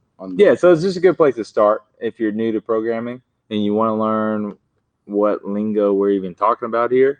If we're throwing out keywords like MVC, model view controller, and like separation of duties, things like that. Test-driven development's another example. Some great courses there. I personally am a big fan of Romega. They're great. Check them out, Romega Digital. Another ones that you probably need to check out. There's a guy on here that has an awesome football website. If you like football, like American football, not your European soccer football. Carson, he's on Twitter. Check him out. He has a new Twitter handle, and it's like Carson365. Anyway, Game Day 365 is his company. Great stuff. There's some other resources to check out when it's pertaining to like coding. You talked about how you learned to code. I learned how to code on a TI-83 calculator. Texas Instruments 1983 calculator was my like intro to code when I was in middle school. Man, I was on TI-84. You know, I'm a little. He's also younger. 9 years younger than me, and so if he only progressed 1 year in those 9 years, says a little more about his school. Anyway, but they did beat me in basketball, so I can't say anything. Programming on my TI-84 is how I pass AP physics and calculus. You have to show all your work. Oh, calculus. A, B, B, C. You know, it wasn't that I didn't understand how to do it, but they always wanted you to show your work. And I'm like, why? Just take the damn right answer. Like, but so what I did was I learned how to program my TI-84 so that it would print out my steps. So all I had to do was put it in. All right, cool. Write down, carry the X. All right, cool. 100%. So he cheated. Yeah, no. I use my resources. He uses resources. But, other people aren't allowed to use their resources.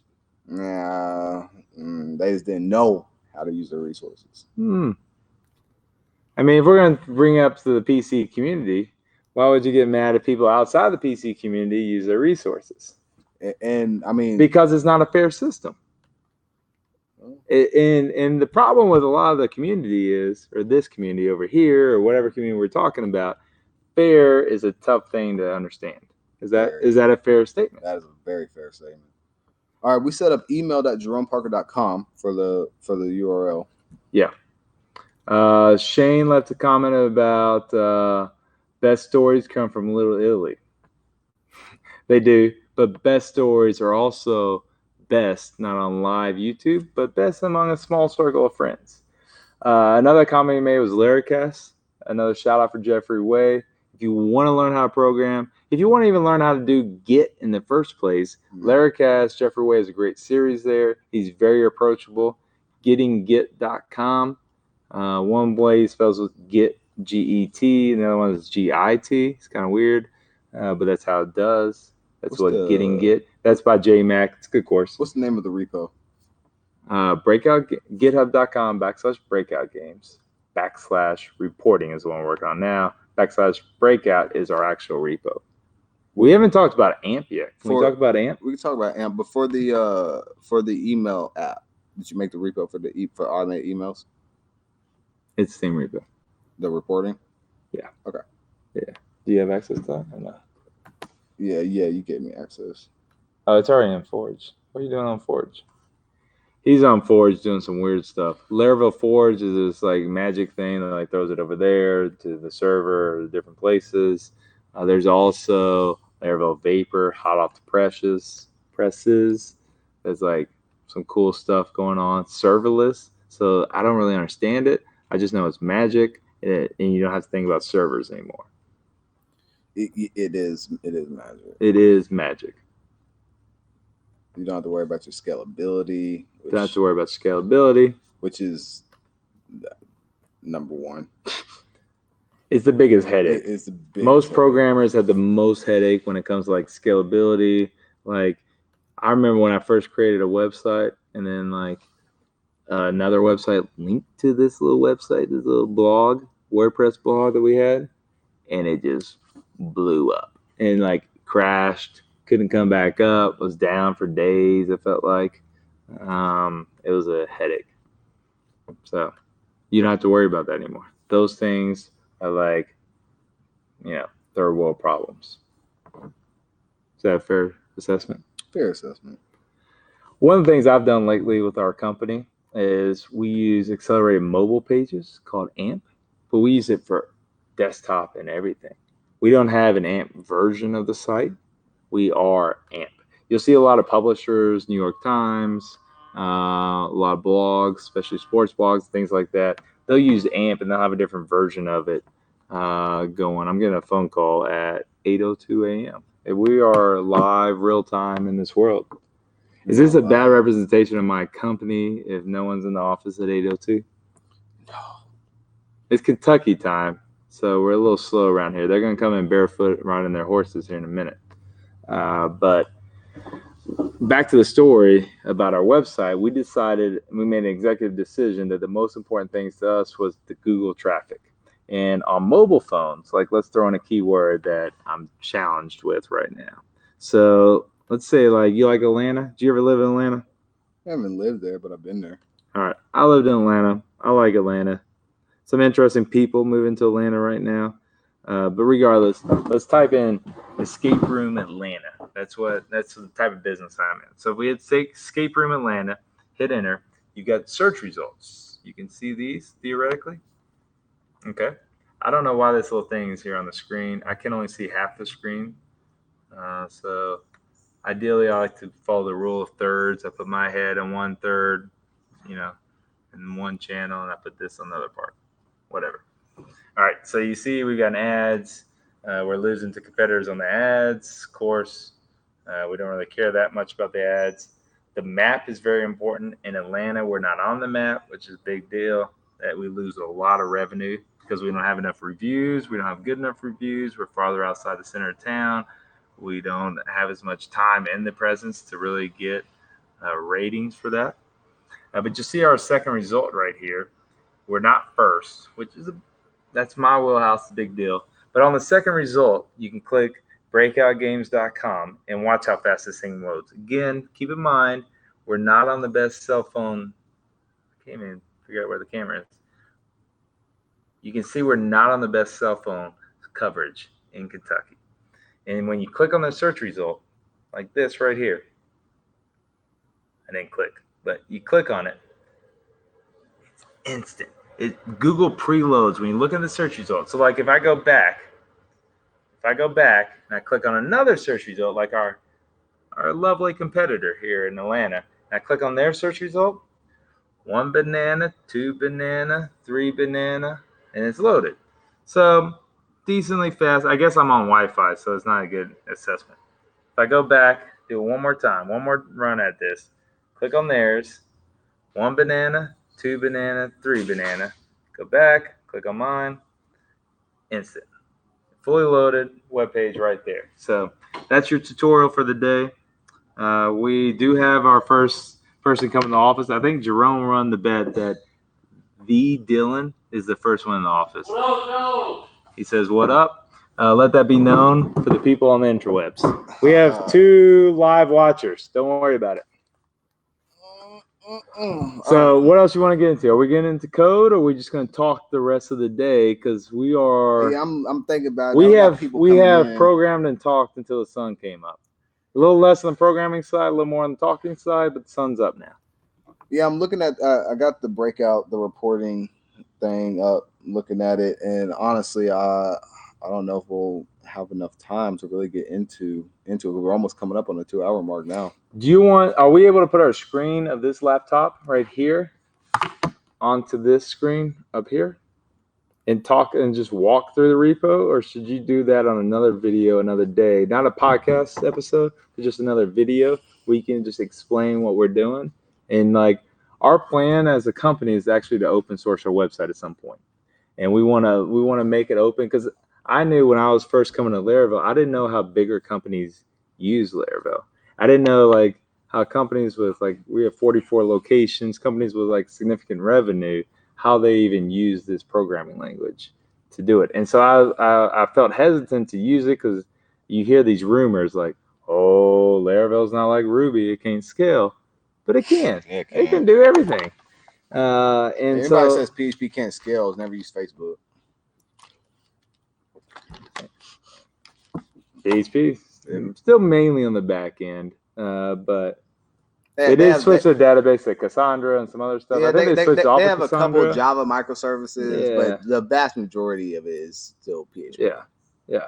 And that hack bullshit. So anyway, check that stuff out. At some point, we're going to open source a breakout, github.com/breakout games, and breakoutgames.com is our website. Is there anything else you wanted to get to? We kind of jotted some notes down about we've touched everything. We plugged some future episodes that are coming. Who are some people you're bringing on or want to bring on to the show that you want to talk about? So my favorite developers on Twitter. Shout out to Taylor Alexis. Shout out to Tatiana Mack. Shout out to Sarah Drasner. They have all 3 of those have like great conversations on Twitter as far as like things that they share and tweet storms that they do. I appreciate them. Yeah, all 3 of them have some choice words about your Ja Rule comment, but all 3. All 3. That hurts me, Drasner. I have like a crush on Drasner. Because her SVG skills are off the charts. Her SVG skills are off the charts. Off the fucking charts. Yeah. She met my business partner at ViewConf. I was supposed to go, but I couldn't at the last minute. So my business partner went and got to meet her. I was like, damn, I want to meet her. I got to meet Evan Yu though. He sang my business partner. Evan is awesome. Evan let's talk about him for a second. Let's talk about Evan. He was at Google. Evan Yu left Google because they do like Magento or something. Yeah. They have like a weird framework that nobody understands. He left that. He didn't want to do React, and he created his own like that makes sense and has good documentation. And he And said it's- karaoke with my and baby it's partner. opinionated, and so like it tells you how to do it. React, you can do it in which way, and it's all confusion Big clusterfuck. potentially, depending on how you approach it. But usually the projects I've touched that React tend to end up that way. But Vue, it's like it's so nice and neat. You just use a colon. I always forget what colon means, but if you use a colon, it makes everything look pretty, and then you can just like throw JavaScript in wherever you want it. Is that a fair assessment? Leave it in the comments. Yeah, that's a high level assessment. All right. Any other developers that you look up to? Any other open source projects you want to discuss? I definitely want to get the Statamic guy on. Platform.sh. Whoa, I don't even know about this one. Yeah, so it's basically an API to scale your platform. So writing your scalable apps. That's the small gist of it. Okay. You can deploy Is it like like those? one click deploy your apps and There's like traditional APIs. API stands for those that application programming don't know, application interface. programming interface. So it's how apps talk to other apps. It's how they communicate. So they interface, if you will. And then there's like this new open one from the React team at Facebook. What's that one called? GraphQL. Yeah, GraphQL. Yeah. GraphQL. Which is a non-structured database system. So MySQL is a structured database. So the tables are well defined, et cetera. With GraphQL, you can Very just structured. well, GraphQL is non-structured. Relational. So It's relational. Relational. Community driven. With GraphQL, you can say just bring me back this unstructured data set. You and- define the data set you want to receive. Exactly. Is that the best way to put it? Exactly. Which makes it unstructured. So there's trade-offs. There's trade-offs for that. Which we got. If you don't do your query right, there can be speed costs. Like it takes speed longer. costs. You can't. It's easy to, like, if you really don't know how to write your unstructured queries, you can bring back wrong data. Yeah. Whereas you do it with SQL, at least you'll get an error being like, "Hey, this is wrong. Fix it." Oh yeah, SQL will yell at you. Yeah. Which I like that. Like I don't want to be thinking. I need to be yelled at sometimes. Yeah. Who doesn't? All right, we have people. GraphQL can work with any making database. It's a query comments. language, not a database. Yeah, that's a much better way to put it. It's query language. Shane knows. Y'all just tweet Shane. He can give you answers. Niels is still listening, and he's a little upset that we're not actually creating code and doing emails. We have Niels, technical difficulties. Niels, you gotta understand, man. We're in like Kentucky. we have a time limit, and We at don't this really have a point- time limit, but we have like we're going downhill as far as like productive conversation. right. I don't want to and- say something I have to apologize on Twitter for. And the first episode, I wanted like the code to come if we had time. Mostly, I wanted you guys to understand what's going to be going on That's a good in future fair assessment. in future And episodes. when he actually brings programmers on, not marketing guys, and like somebody can actually code with them, yeah, that's a good start. But I am going to dedicate the next episode. I will be working on the email and reporting Breakout. on Breakout. All right. All right. Don't know who All we're right, going to we'll be speaking take that. to yet. Yeah, bring on somebody who knows what they're doing, and not me, because I'm only doing one episode.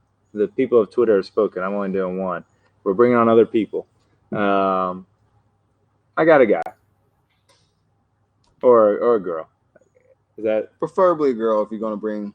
I got a bring someone else. girl. Let's get some. I don't have a diversity. lot of girls that know how to program. But there's some. Yeah, and it's not complicated. It's just Laravel emails. We can do this. We can do this. Just a little schedule or a command line, command, if you will, that we just need to go that tells what to do, and then just shoots an email. there we go. All right. Well, do you want to tell us like how to go. follow you, where Yeah. to go from here? Yeah. So once again, everyone, and I'll go ahead and put this in a chat message so it'll show up on the playback video. So here's my Twitter. It's twitter.com/MasterShake08. Go ahead, plug that in on the chat. So you can follow me on Twitter, MasterJake08. You can follow me on my personal blog, JeromeParker.com, which I will also put in the chat right now. And then finally, if you want to directly email me, you can email me at inquiries@JeromeParker.com. So we will put that in. Boom. That is all three of those messages are in the chat. So for those who are watching the playback, just head over to the playback chat and you'll see the 3 links that I posted. That's really the best ways. The number one best way is Twitter. I'm on Twitter all the time. You can DM me. My DMs are open. If you do have a code like question, people with DMs open. My DMs are open too. Slide on in. See you slide on in, Gish. That's funny. If you do have a code question, I do ask that you publicly ask, like publicly make a tweet, because good chances are if you have that question, someone else also has that question. So help me help everyone. So just ask publicly. There's no such thing as a dumb question. I answer all questions that are asked to me on Twitter, and give me some more content to talk about on the show.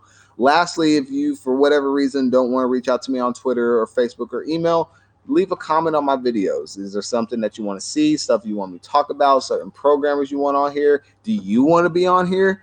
Let me know, and I will reach out. I'll reach out. It's community driven. So I think the goal, what you're trying to explain, like the goal of the show is do long form, almost kind of like a Joe Rogan style show, a little less drama, but a long form show.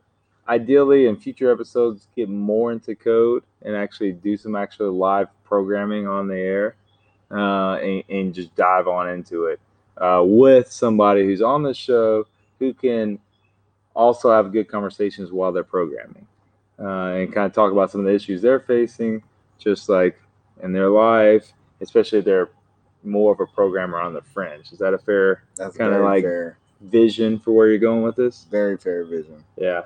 And then we got the hurricane in the background. Well, all right, guys. I think this about wraps it up. I'm going to be doing this weekly. What is it? Friday? Technically Friday. Yeah, our days merge together when you don't sleep. I think Thursday nights. I guess what we do after midnight. I think you have to just do it sporadically whenever you want.